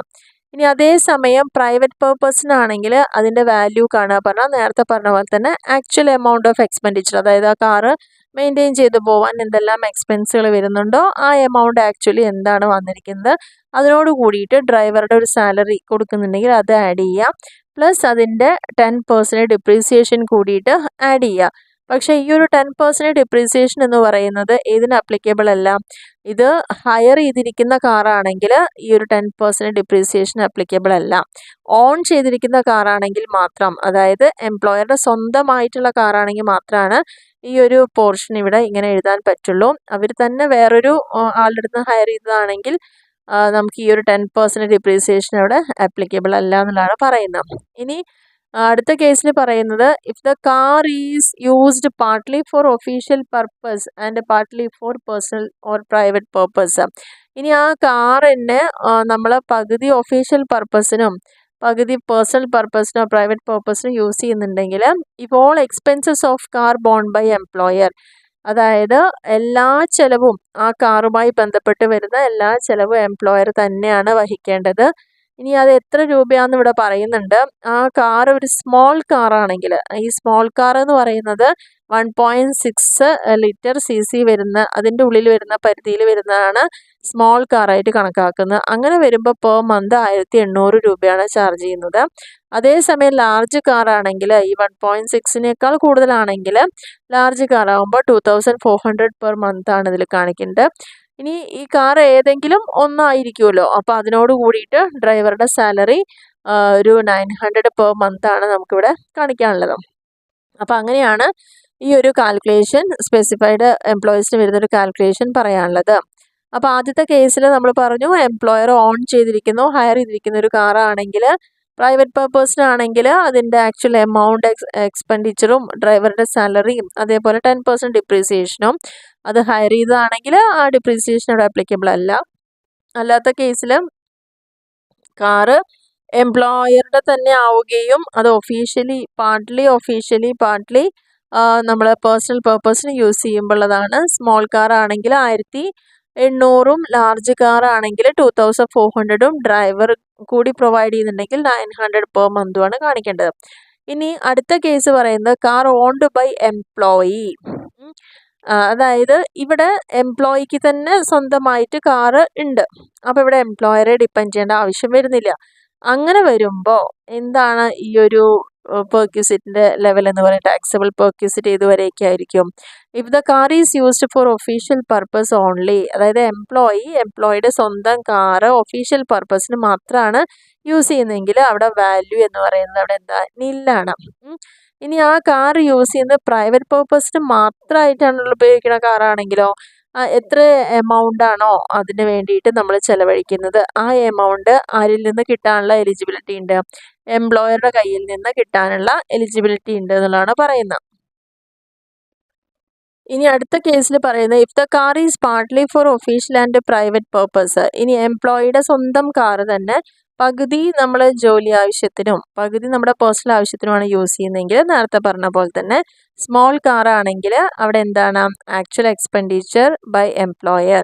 എന്താണോ ആക്ച്വലി ഉണ്ടായ എക്സ്പെൻഡിച്ചർ അത് എംപ്ലോയറിൽ നിന്ന് റിയംബേഴ്സ് ചെയ്ത് കിട്ടും. 1800 രൂപ പെർ മന്തും 900 ഫോർ ഡ്രൈവറുമായിട്ട് തന്നെയാണ് അതിൻ്റെ കാൽക്കുലേഷൻ വരുന്നത്. ലാർജ് കാറാണെങ്കിൽ നമ്മൾ നേരത്തെ പറഞ്ഞ പോലെ തന്നെ ആക്ച്വൽ എക്സ്പെൻഡിച്ചർ ബൈ എംപ്ലോയർ 2400 രൂപ പെർ മന്തും പ്ലസ് 900 പെർ മന്ത് ഡ്രൈവർക്കും ആയിരിക്കും ഉണ്ടായിരിക്കുക.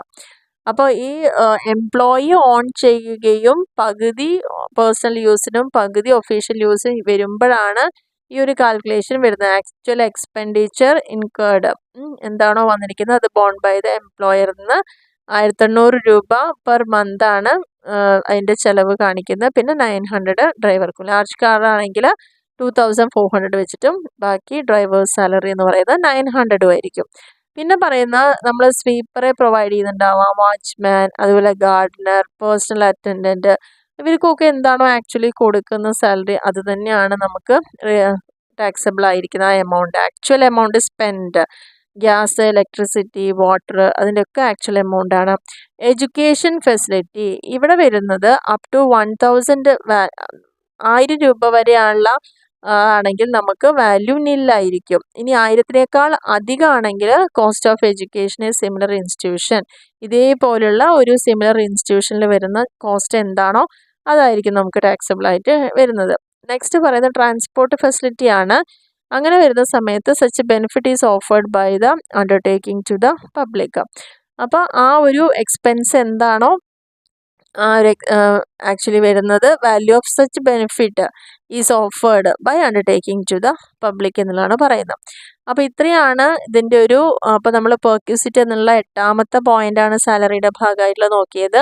പെർക്യൂസിറ്റിന് ടാക്സബിൾ ഉണ്ട്, അതേപോലെ തന്നെ സ്പെസിഫൈഡ് എംപ്ലോയീസിൻ്റെ കേസിൽ ടാക്സബിൾ ആയിരിക്കുന്ന കാര്യങ്ങളാണ് ഇത്രയും പറഞ്ഞിട്ടുണ്ടായിരുന്നത്. ഇനി നമുക്ക് നോക്കാനുള്ളത് ടാക്സ് ഫ്രീ ആയിട്ടുള്ള പെർക്യൂസിറ്റ്സ് ഏതൊക്കെയാണല്ലോ. അത് TO സ്നാക്സ് ഒക്കെ ഓഫീസിൽ കൊടുക്കുന്നത്, അതേപോലെ തന്നെ അക്കോമഡേഷൻ സൈറ്റിൽ നമ്മൾ ജോലി സ്ഥലത്ത് തന്നെ അക്കോമഡേഷൻ പ്രൊവൈഡ് ചെയ്യുകയാണെങ്കിൽ അതൊരു പെർക്യൂസിറ്റ് ആണ്, ഒക്കെ ടാക്സ് ഫ്രീ ആണത്.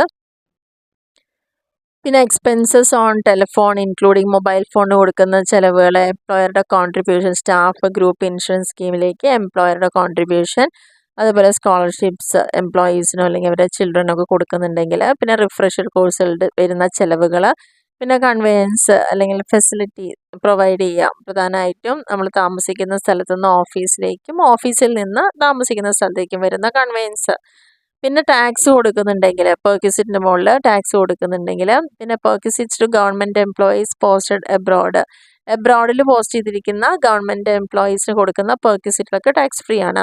പിന്നെ ലാപ്ടോപ്പ്, കമ്പ്യൂട്ടേഴ്സ് അതെല്ലാം, പിന്നെ rent free house, conveyance facility provided to supreme court and high court judges. ഈ 2 ജഡ്ജസിനും കൊടുക്കുന്ന റെൻറ്റ് ഫ്രീ ഹൗസും അവരുടെ കൺവെയൻസ് ഫെസിലിറ്റിയും ഒക്കെ ടാക്സ് ഫ്രീ പെർക്യൂസിറ്റ് ആയിട്ടാണ് പറയുന്നത്. പിന്നെ അതേപോലെ തന്നെ വരുന്ന ലീവ് ട്രാവൽ കൺസെഷൻ എന്ന് പറയുന്നത്. പിന്നെ ഇവിടെ നമുക്ക് വേഗം പറഞ്ഞു പോകാവുന്ന കുറച്ച് കാര്യങ്ങൾ മാത്രമാണ്. മെഡിക്കൽ ഫെസിലിറ്റീസ് കൊടുക്കുന്നുണ്ടെങ്കിൽ എങ്ങനെയാണെന്നുള്ളതും, അതുപോലെ തന്നെ ഏതൊക്കെ ഹോസ്പിറ്റൽസിലാണ് നമ്മൾ ആ ഫെസിലിറ്റി കൊടുക്കുന്നത്, അതായത് എംപ്ലോയർ തന്നെ ഓൺ ചെയ്തിരിക്കുന്ന ഒരു ഹോസ്പിറ്റൽ ഉണ്ടെങ്കിൽ, നഴ്സിംഗ് ഹോമോ ഹോസ്പിറ്റലോ ഉണ്ടെങ്കിൽ അതിനുള്ള ഫെസിലിറ്റീസ്, അവിടെ ട്രീറ്റ്മെൻറ്റ് കൊടുക്കുന്നതും അതുമായി ബന്ധപ്പെട്ട് വരുന്ന കാര്യങ്ങളൊക്കെയാണ് അവിടെ പറഞ്ഞിരിക്കുന്നത്. ഇനി മെഡിക്കൽ ട്രീറ്റ്മെൻറ്റ് ഇന്ത്യയിലാവുമ്പോൾ എങ്ങനെയാണ്, അതിനെക്കുറിച്ചൊന്നും ഡീറ്റെയിൽ ആയിട്ട് നമുക്ക് നോക്കേണ്ട കാര്യമില്ല. വല്ലാതെ മെയിനായിട്ട് ഒരു ഗവൺമെൻറ് ഹോസ്പിറ്റലൊക്കെ ആണെങ്കിൽ അത് ടാക്സ് ഫ്രീ ആണ് എന്നുള്ളതാണ് മെയിനായിട്ട് നോക്കേണ്ട കാര്യമുള്ളൂ. ഇനി അടുത്ത മെയിൻ പോയിന്റ് ആണ്. അപ്പോൾ ഇത്രയാണ് ഇൻകം ഫ്രം സാലറിയുടെ ഭാഗമായിട്ട് നമുക്ക് നോക്കാനുള്ള കാര്യങ്ങൾ എന്ന് പറയുന്നത്. ഇനി ഇത്രയും കിട്ടിക്കഴിഞ്ഞാൽ നമ്മുടെ സാലറി ആയി. ഇനി സാലറിയിൽ നിന്ന് ഡിഡക്ഷൻസ് എന്തൊക്കെയാണെന്നുള്ളതാണ് നോക്കേണ്ടത്. അതിൽ വരുന്ന ഡിഡക്ഷൻ പ്രധാനമായിട്ട് 3 ഡിഡക്ഷൻസാണ് വരുന്നത്. ഒന്ന് സ്റ്റാൻഡേർഡ് ഡിഡക്ഷൻ ആണ്, മാക്സിമം എമൗണ്ട് 50,000 ആണ്. അത് കഴിഞ്ഞാൽ എൻ്റർടൈൻമെൻറ്റ് അലവൻസ് ഗവൺമെൻറ് എംപ്ലോയീസിൻ്റെ കേസിൽ മാത്രമാണ് ഈ ഒരു ക്രൈറ്റീരിയ നമ്മൾ ഓൾറെഡി ഡിസ്കസ് ചെയ്തിട്ടുണ്ടായിരുന്നതാണ്. അപ്പോൾ ഈ എൻ്റർടൈൻമെൻറ്റ് അലവൻസ് അതിൻ്റെ ഭാഗമായിട്ട് ലെസ് ചെയ്യേണ്ടതാണ്. മൂന്നാമത്തെ പോയിന്റ് എന്ന് പറയുന്നത് എംപ്ലോയ്മെൻറ്റ് ടാക്സ് കൊടുക്കുന്നുണ്ടെങ്കിൽ ആ ഒരു പോയിന്റ് കൂടി ഇതൊന്ന് ഡിഡക്ഷൻ എലിജിബിൾ ആണെന്നുള്ളതാണ് പറയുന്നത്. അപ്പോൾ ഗ്രോസ് സാലറിയിൽ നിന്ന് ഡിഡക്റ്റ് ചെയ്യുന്ന 3 കാര്യങ്ങൾ ഇങ്ങനെയാണ് വരുന്നത്. ഇനി നെക്സ്റ്റ് പോയിന്റിൽ പറയും പുതിയൊരു റേറ്റ് ഓഫ് ടാക്സ് നിലവിൽ വന്നിട്ടുണ്ട്. 2021-22 അസസ്മെന്റ് ഇയറിലാണ് വന്നിരിക്കുന്നത്. അതിനെ പറയുന്നത് 115 BAC എന്നാണ് പറയുന്നത്. അപ്പോൾ ഈ ഒരു ഇൻഡിവിജ്വലിന് അല്ലെങ്കിൽ HUFന് നമുക്ക് ഈ റേറ്റ് വേണമെങ്കിൽ അഡോപ്റ്റ് ചെയ്യാം, ചെയ്യാതിരിക്കാം. അത് വിത്ത് ഇഫക്റ്റ് ഫ്രം അസസ്മെന്റ് ഇയർ 21-22 മുതലാണ് ഇതിൻ്റെ ആ ഒരു ഇഫക്റ്റ് എന്ന് പറയുന്നത്. പക്ഷേ ഇങ്ങനെ ഒരു എംപ്ലോയി ഇത് എംപ്ലോയി അല്ല മീൻസ് ഇൻഡിവിജ്വൽ ഈ ഒരു സ്കീം പുതിയ റേറ്റ് ഓഫ് ടാക്സ് സെലക്ട് ചെയ്യുകയാണെങ്കിൽ നമുക്ക് നേരത്തെ കിട്ടിയിരുന്ന കുറച്ച് ഡിഡക്ഷൻസ് ഉണ്ട്, അതൊന്നും ഇത് പ്രകാരം കിട്ടില്ല. ഇൻകം ഫ്രം സാലറി കമ്പ്യൂട്ട് ചെയ്യുമ്പോൾ നമുക്ക് കിട്ടിയിരുന്ന ഡിഡക്ഷൻസ് ഇവിടെ ഈ ഒരു സിസ്റ്റം നമ്മളെ ഫോളോ ചെയ്യുമ്പോൾ കിട്ടില്ല എന്നുള്ളതാണ്. പക്ഷേ അതിലൊരു ഐറ്റം ആയിരുന്നു സ്റ്റാൻഡേർഡ് ഡിഡക്ഷൻ. ഒരു 50,000 രൂപ വരെ നമുക്ക് ഡിഡക്ഷൻ ഉണ്ടായിരുന്നു. ഈ ഒരു സ്കീമിലേക്ക് വരുമ്പോൾ അങ്ങനെ ഒരു ഡിഡക്ഷൻ ഇല്ല. പക്ഷേ 24-25 അസസ്മെന്റ് ഇയറിൽ വീണ്ടും അത് ഡിഡക്റ്റബിൾ ആയിട്ട് വന്നിട്ടുണ്ട്. പിന്നെ ഹൗസ് റെന്റ് അലവൻസ് നമുക്ക് HRA കിട്ടിയിരുന്നു, അതുണ്ടാവില്ല. LTC ഉണ്ടാവില്ല.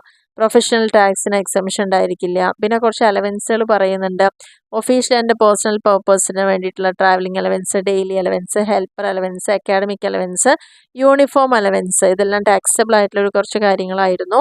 അപ്പോൾ അതൊന്നും നമുക്ക് എക്സംഷൻ ഇവിടെ ആക്ച്വൽ എമൗണ്ട് എന്താണോ വരുന്നത് ആ എമൗണ്ട് ഒന്നും ഇവിടെ നമുക്ക് എക്സംഷൻ കിട്ടുന്നതല്ല.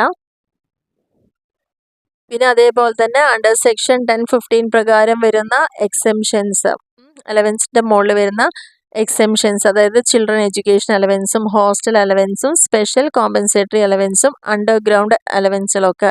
ഇനി ഇതിൽ തന്നെ ഇത്തരത്തിലുള്ള അലവൻസുകൾക്ക് കിട്ടാവുന്ന മാക്സിമം എക്സെംഷൻ പുതിയ സ്കീം പ്രകാരം cost of travel on tour transactions ഉണ്ടെങ്കിൽ, അപ്പോൾ അതിൽ ട്രാൻസ്ഫേഴ്സ് ഒക്കെ ഉണ്ടെങ്കിൽ അതിൽ actual amount any allowance granted to meet ഒരു ട്രാവൽ ടൂർ അതിൻ്റെ ഭാഗമായിട്ട് വരുന്ന ആ കോസ്റ്റ് എന്താണോ വരുന്നത് ആ ഒരു എമൗണ്ടാണ് അലവൻസ് ഉണ്ടായിരിക്കുക. And any allowance to meet the ordinary daily charges incurred by employee, അതായത് നോർമൽ പ്ലേസ് ഓഫ് ഡ്യൂട്ടിയിൽ നിന്ന് ഒരു എംപ്ലോയിക്ക് റെസിഡൻഷ്യൽ പ്ലേസിലേക്ക് പോകാനോ വരാനോ വരുന്ന ആ ഒരു അലവൻസുകൾ. ഇവിടെ ശ്രദ്ധിക്കേണ്ടത് ഇതിനൊക്കെയാണ് എക്സെംഷൻ ഉള്ളത് എന്നാണ് പറയുന്നത്. പിന്നെ പറയുന്ന കൺവെയൻസ്, ഡ്യൂട്ടി പെർഫോം ചെയ്യാൻ വേണ്ടി വരുന്ന കൺവെയൻസ് അലവൻസ്, അതും ടു ദ എക്സ്റ്റെൻറ്റ് ഡിഡക്റ്റബിൾ, അതും actual amount spend by the employee, എത്ര രൂപയാണോ നമുക്ക് ആക്ച്വൽ എക്സ്പെൻസ് വന്നത് ആ ഒരു എമൗണ്ട് വരേക്ക് മാത്രമാണ് ഡിഡക്റ്റബിൾ ആയിരിക്കുക. ട്രാൻസ്പോർട്ട് അലവൻസ് വരുന്നുണ്ട്. അത് നേരത്തെ പറഞ്ഞ പോലെ തന്നെ ബ്ലൈൻഡ്, ഡെഫ് ആൻഡ് ഡം, അതേപോലെ ഹാൻഡിക്യാപ്ഡ് അങ്ങനെ വരുന്നവർക്കൊക്കെ ട്രാൻസ്പോർട്ട് അലവൻസ് 3200 വരെയാണ് കൊടുക്കുന്നത്. ഇവിടെ പ്രത്യേകിച്ച് ശ്രദ്ധിക്കേണ്ട കാര്യം 21-22 115 BAC വന്നത്. ആ വന്ന സമയത്ത് സ്റ്റാൻഡേർഡ് ഡിഡക്ഷൻ അവിടെ എക്സെംഷൻ ഉണ്ടായിരുന്നില്ല. പക്ഷേ ഇപ്പോൾ വീണ്ടും ഈ ഒരു അസസ്മെൻറ്റ് ഇയറിൽ 24-25 അത് ഡിഡക്റ്റബിൾ ആയിട്ട് തന്നെ വന്നിട്ടുണ്ട് എന്നുള്ളതാണ് അതിൻ്റെ പ്രത്യേകത എന്ന് പറയുന്നത്. ഇനി നമ്മുടെ ഒരു ലാസ്റ്റ് ടോപ്പിക്കായിട്ട് വരുന്നൊരു കാര്യമാണ് ഇൻകംസ് ഓൺ റിട്ടയർമെൻറ്റ്. ഒരു എംപ്ലോയി റിട്ടയർ ചെയ്യുന്ന സമയത്ത് കിട്ടുന്ന ഇൻകംസ് പ്രധാനമായിട്ടും 6 തരത്തിലുള്ള ഇൻകംസ് ആണ് വരുന്നത്. അതിൽ എത്ര വരയ്ക്ക് ടാക്സബിൾ ആണ്, അല്ലെങ്കിൽ അതിന് എക്സെംഷൻ ഉണ്ട് എന്നുള്ള കാര്യങ്ങളെക്കുറിച്ചും കൂടി പറഞ്ഞു കഴിഞ്ഞാൽ ഇൻകം ഫ്രം സാലറി എന്ന് പറയുന്ന ഹെഡ് അവിടെ കംപ്ലീറ്റ് ആയിട്ടുണ്ട്. അപ്പോൾ ഇതിൽ ഫസ്റ്റ് ആയിട്ട് എന്ന് പറയുന്നത് പ്രൊവിഡൻറ്റ് ഫണ്ടാണ്. നമ്മൾ പ്രൊവിഡൻറ്റ് ഫണ്ടിൻ്റെയൊക്കെ ഓൾറെഡി പറഞ്ഞ കാര്യങ്ങൾ തന്നെയാണ്. അതായത് SPF എന്ന് എന്തെങ്കിലും എമൗണ്ട് റിസീവ് ചെയ്യുന്നുണ്ടെങ്കിൽ, സൂപ്പർ ആനുവേഷൻ അപ്രൂവൽ ആയിട്ടുണ്ടെങ്കിൽ ആ ഒരു എമൗണ്ട് നമുക്ക് പ്രധാനമായിട്ടും എക്സെംപ്റ്റഡ് ആണ്. ഇനി RPF എന്ന് കിട്ടുന്ന ഇനി എമൗണ്ട് ഉണ്ടെങ്കിലും അതും 5 years കണ്ടിന്യൂസ് സർവീസ് ഉള്ള ഒരാളാണെന്ന് വെച്ചാൽ അതും ഫുള്ളി എക്സെംപ്റ്റ് ആണ്. പിന്നെ പറയുന്ന URPF എന്ന് കിട്ടുന്ന എന്തെങ്കിലും എമൗണ്ടുകളാണെങ്കിൽ അതൊരു ലംസം എമൗണ്ട് ആണ് കിട്ടുന്നതെങ്കിൽ അതിൽ എംപ്ലോയറുടെ കോൺട്രിബ്യൂഷനും ഇൻട്രസ്റ്റും ഓൾറെഡി സാലറിയിൽ ഇൻക്ലൂഡഡ് ആയിരിക്കും. പിന്നെ എംപ്ലോയിയുടെ കോൺട്രിബ്യൂഷൻ എക്സെംപ്റ്റ് ആണ്. പിന്നെ interest on employees contribution included ആണ്. അത് എന്താ ചെയ്യുന്നത്, അത് ഇൻക്ലൂഡ് ചെയ്യുന്നത് മാത്രമല്ല, എവിടെയാണ് ഇൻകം ഫ്രം അതർ സോഴ്സ് ഉള്ള ഹെഡിലായിരിക്കും എംപ്ലോയിയുടെ കോൺട്രിബ്യൂഷൻ്റെ ഇൻട്രസ്റ്റ് നമ്മൾ കമ്പ്യൂട്ട് ചെയ്യുന്നത്. ഇത്രയാണ് പ്രൊവിഡൻറ്റ് ഫണ്ടിനെ കുറിച്ച് പറയാനുള്ളത്. അടുത്ത ഐറ്റം എന്ന് പറയുന്നത് ഗ്രാറ്റുവിറ്റി ആണ്. ഗ്രാറ്റുവിറ്റി ഗവൺമെൻറ് എംപ്ലോയീസിൻ്റെ കേസിൽ ഫുള്ളായിട്ടും എക്സെംപ്റ്റഡ് ആണ്. ഇനി ഗവൺമെൻറ് എംപ്ലോയി അല്ലാത്ത ആളുകളെ കുറിച്ചാണ് പറയുന്നത്. അവിടെ 2 തരത്തിലാണ് അവിടെ പറയാനുള്ളത്. ഒന്ന് ഗ്രാറ്റുവിറ്റി ആക്ട് 1972 കവർ ചെയ്യുന്നതും ഒന്ന് കവർ ചെയ്യാത്തതും. അതർ എംപ്ലോയീസിൻ്റെ കേസാണ് പറയുന്നത്. ഇനി അവർ ഗ്രാറ്റുവിറ്റി ആക്ട് പ്രകാരം അത് കവർ ചെയ്യുന്ന ഒരു നോൺ ഗവൺമെൻറ് എംപ്ലോയി ആണെങ്കിൽ അതിൻ്റെ എക്സെംഷൻ എത്ര വരെയൊക്കെയാണെന്നുള്ളതാണ് പറയുന്നത്. ഒന്ന് 15 days സാലറിയാണ് എടുക്കുന്നത്. എത്ര വർഷം അവർ സർവീസ് ചെയ്തിട്ടുണ്ടോ അതിന് തൊട്ട് മുന്നേ വരുന്ന ആ ഒരു 6 months ഒരു 15 days സാലറിയാണ് അവിടെ നമുക്ക് നോക്കാനുള്ളത്. പിന്നെ 20 lakh ആണ്. പിന്നെ ആക്ച്വലി എന്ത് ഗ്രാറ്റുവിറ്റി റിസീവ് ചെയ്തു എന്നുള്ളത്. അപ്പോൾ ഈ 3 ഏതാണോ കുറവ് വരുന്നത് ആ ഒരു എമൗണ്ട് വരെ എക്സെംഷൻ കിട്ടുന്നതായിരിക്കും എന്നുള്ളതാണ് അതിൻ്റെ പ്രത്യേകത. അപ്പോൾ ഇത് കാണുന്ന സമയത്ത് ഈ 15 days സാലറി എന്ന് പറയുമ്പോൾ ഇവിടെ സാലറിയുടെ കാൽക്കുലേഷൻ കറക്റ്റായിട്ട് പറയുന്നുണ്ട്. നമ്മൾ ഓൾറെഡി നേരത്തെ പറഞ്ഞ പോലെ തന്നെ അവിടെ ബേസിക് സാലറിയും DA മാത്രമാണ് ഇവിടെ എടുക്കുള്ളൂ. പക്ഷെ അവിടെ പ്രത്യേകത എന്താണെന്ന് വെച്ച് കഴിഞ്ഞാൽ ഈ ഒരു കേസിൽ ഈ ഒരു ഗ്രാറ്റുവിറ്റി ആക്ട് കവർ ചെയ്യുന്നുണ്ടെങ്കിൽ ഇവിടെ സാലറി എന്ന് പറയുന്നത് DA അത് ടേംസ് ഓഫ് എംപ്ലോയ്മെൻറ്റ് ആണ് അല്ലെങ്കിൽ അല്ല എന്ന് പറഞ്ഞാലും, അപ്പോൾ ഇവിടെ ശ്രദ്ധിക്കേണ്ട കാര്യം ബേസിക് സാലറി പ്ലസ് DA അത് നമ്മൾ നോക്കേണ്ട കാര്യമേ ഇല്ല. ഈ 2 എണ്ണം മാത്രമാണ് ഈ ഒരു കേസിൽ ഗ്രാറ്റുവിറ്റി ആക്ട് കവർ ചെയ്യുന്നുണ്ടെങ്കിൽ നമ്മൾ ഉൾപ്പെടുത്തിയിട്ട് കാണേണ്ടത് സാലറി എന്ന് പറയുമ്പോൾ. ഇനി രണ്ടാമത്തെ കേസ് എന്ന് പറയുന്നത് ഗ്രാറ്റുവിറ്റി ആക്ട് പ്രകാരം അല്ലാത്ത അതർ എംപ്ലോയീസിൻ്റെ കേസാണ്. ഇവിടെ നമ്മൾ നോക്കുന്നത് 1/2 month salary based on average salary, അതായത് റിട്ടയർ ചെയ്യുന്നതിൻ്റെ തൊട്ട് മുന്നുള്ള 10 മാസത്തെ സാലറിയുടെ ആവറേജ് എടുക്കുക, അതിൻ്റെ ഹാഫാണ് ഇവിടെ നമ്മൾ കാണേണ്ടത്. പിന്നെ 20 ലാക്ക് പിന്നെ ഗ്രാറ്റുവിറ്റി ആക്ച്വലി റിസീവ് ചെയ്തിരിക്കുന്നത്. അപ്പോൾ ഇതിൽ നമുക്ക് ഏതാണോ ഏറ്റവും കുറഞ്ഞ എമൗണ്ട് വരുന്നത് ആ എമൗണ്ട് വരെ എക്സംഷനും ബാലൻസ് എമൗണ്ട് ടാക്സബിളും ആയിരിക്കും. അപ്പോൾ ഈ ഒരു ഗ്രാറ്റുവിറ്റി ആക്ട് കവർ ചെയ്യാത്ത കേസിലത്തെ സാലറി എന്ന് പറയുമ്പോൾ ഇവിടെ ബേസിക് സാലറിയും DA അത് പ്രത്യേകിച്ച് പറയാൻ ടേംസ് ഓഫ് എംപ്ലോയ്മെൻ്റ് ആണെങ്കിൽ മാത്രമേ എടുക്കാവുള്ളൂ. പിന്നെ നമ്മൾ കമ്മീഷൻ ബേസ്ഡ് ഓൺ പെർസെൻറ്റേജ്, അതായത് ഈ ഒരു കേസ് പറയുമ്പോൾ നമ്മുടെ HRAയുടെ കാൽക്കുലേഷൻ പോലെ തന്നെ HRAയ്ക്കും ഇതേ ടേംസ് ആൻഡ് കണ്ടീഷനാണ് പറഞ്ഞിട്ടുണ്ടായിരുന്നത്. അപ്പോൾ അതേ കാൽക്കുലേഷൻ തന്നെയാണ് ഈ ഗ്രാറ്റുവിറ്റി ആക്ട് കവർ ചെയ്യാത്ത കേസിലും വരുന്നത്. അപ്പോൾ 1/2 മന്ത് സാലറിയാണ് അവിടെ 10 മാസം റിട്ടയർ ചെയ്യുന്നതിന് തൊട്ട് മുന്നത്തെ 10 മാസത്തെ സാലറിയുടെ ആവറേജ് എടുത്തിട്ട് അതിൻ്റെ ഹാഫാണ് നമ്മൾ കാണുക. പിന്നെ 20 ലാക്കും പിന്നെ ആക്ച്വൽ ഗ്രാറ്റുവിറ്റി റിസീവ് ചെയ്തു അതിൽ ഏതാണോ കുറവ് അതാണ് എക്സംപ്റ്റഡ് ആയിരിക്കുന്നത്. അപ്പോൾ ഇൻകം ഫ്രം റിട്ടയർമെൻറ്റിൽ വരുന്ന ആദ്യത്തെ ഐറ്റം പ്രൊവിഡൻറ്റ് ഫണ്ട്, രണ്ടാമത്തെ ഗ്രാറ്റുവിറ്റി, മൂന്നാമത്തത് എൻകാഷ്മെൻറ്റ് ഓഫ് ഏൺഡ് ലീവാണ്. അപ്പോൾ ഇതിൻ്റെ കാൽക്കുലേഷൻ എന്ന് പറഞ്ഞാൽ ഗവൺമെൻറ് എംപ്ലോയീസിനാണെങ്കിൽ ഇത് കംപ്ലീറ്റ്ലി എക്സംപ്റ്റഡ് ആണ്. ആദ്യം മനസ്സിലാക്കേണ്ടത് അതാണ്. ഗവൺമെൻറ് എംപ്ലോയീസിന് എൻകാഷ്മെൻറ്റ് ഓഫ് ഏൺഡ് ലീവോ അല്ലെങ്കിൽ ഏൺഡ് ലീവ് സാലറിയോ കിട്ടിയിട്ടുണ്ടെങ്കിൽ അത് കംപ്ലീറ്റ്ലി എക്സംപ്റ്റഡ് ആണ്. നോൺ ഗവൺമെൻറ് എംപ്ലോയീസിൻ്റെ കേസ് ആകുമ്പം അവിടെ ഒരു 4 ക്രൈറ്റീരിയ പറയുന്നുണ്ട്. അത് പ്രകാരം മാത്രമാണ് എക്സംഷൻ കിട്ടുന്നത്. അതായത് maximum 10 months salary on the basis of average salary during 10 months preceding retirement നടന്ന ആ ഡേറ്റിന് തൊട്ട് മുന്നുള്ള 10 മാസത്തെ ആവറേജ് സാലറിയാണ് അവിടെ എടുക്കേണ്ടത്. അതേപോലെ തന്നെ എത്ര വർഷം അവിടെ കംപ്ലീറ്റ് ചെയ്തിട്ടുണ്ടോ, amount of salary on the base of average salary for the approved period for which earned leave has not been availed by the employee. ഇപ്പോൾ അവിടെ എക്സാമ്പിൾ പറയുകയാണെങ്കിൽ ഒരാൾ വർക്ക് ചെയ്തിരിക്കുന്നത് ഇപ്പോൾ 58 വയസ്സ് വരെ പറയുമ്പോൾ 50 വയസ്സ് വരെ ആയിരിക്കും ചിലപ്പം വന്നിട്ടുണ്ടാവുക. അപ്പോൾ ബാലൻസ് ഇനി എത്ര വർഷത്തെയും കൂടി ഉണ്ടോ അതും കൂടി നമ്മൾ കണക്കാക്കിയിട്ട് എമൗണ്ട് ഓഫ് സാലറി അതിൻ്റെയും കൂടി ബേസിലായിരിക്കും നമ്മളിവിടെ കണക്കാക്കുക. പിന്നെ പറയുന്നത് 25 ലാക്കാണ്. പിന്നെ ആക്ച്വൽ എമൗണ്ട് റിസീവ്ഡ് ആണ്. ഇതാണ് ഈ 4 ക്രൈറ്റീരിയ എന്ന് പറയുന്നത്. ആക്ച്വലി എത്ര ആദ്യത്തേത് പറയുമ്പോൾ 10 മന്ത്സ് സാലറി എടുക്കുക, രണ്ടാമത്തെന്ന് പറയുമ്പം ആ ഡിഫറൻസ് നമ്മളിപ്പോൾ ഒരു 50 എത്ര വയസ്സ് വരെയൊക്കെയാണ് ചെയ്യേണ്ടത് ആഫ്റ്റർ സർവീസിങ് ഇപ്പോൾ 25 ഇയേഴ്സ് എന്നൊക്കെ പറയുമ്പോൾ അവിടെ എത്രയാണോ ഇനി ഏൺഡ് ലീവിന് അയാൾക്ക് പെൻഡിങ് ഉള്ളത് അതാണ് ഇവിടെ നമ്മൾ രണ്ടാമത്തെ ക്രൈറ്റീരിയയിൽ പറയുന്നത്. ഇപ്പോൾ 25 വർഷം സർവീസുള്ള ആൾക്ക് 25 മാസം ഏൺഡ് ലീവിന് അർഹതയുള്ള ആളാണ്. പക്ഷേ അയാൾ ഒരു 20 മാസത്തെ എടുത്തിട്ടുള്ളൂ അല്ലെങ്കിൽ 10 മാസത്തെ എടുത്തിട്ടുള്ളൂ വെച്ചാൽ ബാലൻസ് ഇനിയും അവർക്ക് എലിജിബിൾ ആണ്. അപ്പോൾ ഇനി എത്രയാണോ എടുക്കാനുള്ളത് അതുകൊണ്ടാണ് നമ്മളിവിടെ ഇൻറ്റു ചെയ്യേണ്ടത്. ആ എമൗണ്ട് ഇൻറ്റു ഇനി ബാലൻസ് പെൻഡിങ് നിൽക്കുന്ന ആ വർഷം കൊണ്ടാണ് ഇൻറ്റു ചെയ്യേണ്ടത്. ഇതാണ് എൻകാഷ്മെൻറ്റ് ഓഫ് ഏൺഡ് ലീവിനെ കുറിച്ച് പറയാനുള്ളൊരു കാര്യം. അപ്പോൾ ഇതിൻ്റെ കേസിലും സാലറി എന്ന് പറയുന്നത് എന്തൊക്കെയാണ്, ബേസിക് പേ ഉണ്ട്, DA ഉണ്ട്, നേരത്തെ പറഞ്ഞ അപ്പോൾ സെയിം HRAയുടെ. അപ്പോൾ ഈ ഒരു കാര്യം പറയുമ്പോൾ എൻകാഷ്മെൻറ്റിൻ്റെ കേസും നമ്മുടെ ഗ്രാറ്റുവിറ്റി 1972 അണ്ടറിൽ വരാത്തതും HRAയും ഒക്കെ സെയിം ആണ് സാലറിയുടെ കാൽക്കുലേഷൻ എന്ന് ഓർത്ത് വയ്ക്കുക. ഈ 3 എണ്ണത്തിൽ വരുമ്പോഴും സാലറി, ബേസിക് പേയും DA ടേംസ് ഓഫ് എംപ്ലോയ്മെൻറ്റും പിന്നെ കമ്മീഷനുമാണ് ഇതിൽ പ്രധാനമായിട്ട് വരുന്ന കാര്യങ്ങളെന്ന് പറയുന്നത്. അടുത്ത 4ാമത്തെ ആയിട്ടാണ് പെൻഷനും കമ്മ്യൂട്ടഡ് പെൻഷനും. അപ്പോൾ ഗവൺമെൻറ് എംപ്ലോയീസിന് കിട്ടുന്ന ഇതിൻ്റെ ഭാഗമായി കിട്ടുന്ന ഫുൾ എമൗണ്ട് എന്താണ്, ഫുള്ളി എക്സംപ്റ്റഡ് ആണ്. ഇനി അത് എംപ്ലോയർ ഗവൺമെൻറ് അല്ലാത്ത ആളുകളുടെ കേസാണ് പറയുന്നത്. അങ്ങനെയാണെങ്കിൽ കമ്മ്യൂട്ടഡ് വാല്യൂ എന്ന് പറയുന്നത് നോർമൽ പെൻഷൻ്റെ 1/3 ആയിരിക്കും. അതർ എംപ്ലോയീസ് ആവുകയും അവർ ഗ്രാറ്റുവിറ്റി റിസീവ് ചെയ്യുകയും ചെയ്തിട്ടുണ്ടെങ്കിൽ നോർമൽ പെൻഷൻ്റെ 1/3 ആണ് അവർക്ക് ഇതിനു വേണ്ടി കാൽക്കുലേറ്റ് ചെയ്യുന്നത്. ഇനി രണ്ടാമത്തെ കേസിൽ ഗ്രാറ്റുവിറ്റി റിസീവ് ചെയ്യാത്ത എംപ്ലോയി ആണെങ്കിൽ നോർമൽ പെൻഷൻ്റെ 1/2. അപ്പോൾ റിസീവ് ചെയ്യുമ്പോൾ 1/3 റിസീവ് ചെയ്യുന്നില്ലെങ്കിൽ 1/2 ആയിട്ടാണ് അതർ എംപ്ലോയീസിൻ്റെ കേസിൽ നമ്മുടെ കമ്മ്യൂട്ടഡ് പെൻഷൻ വരുന്നത്. ഓക്കെ,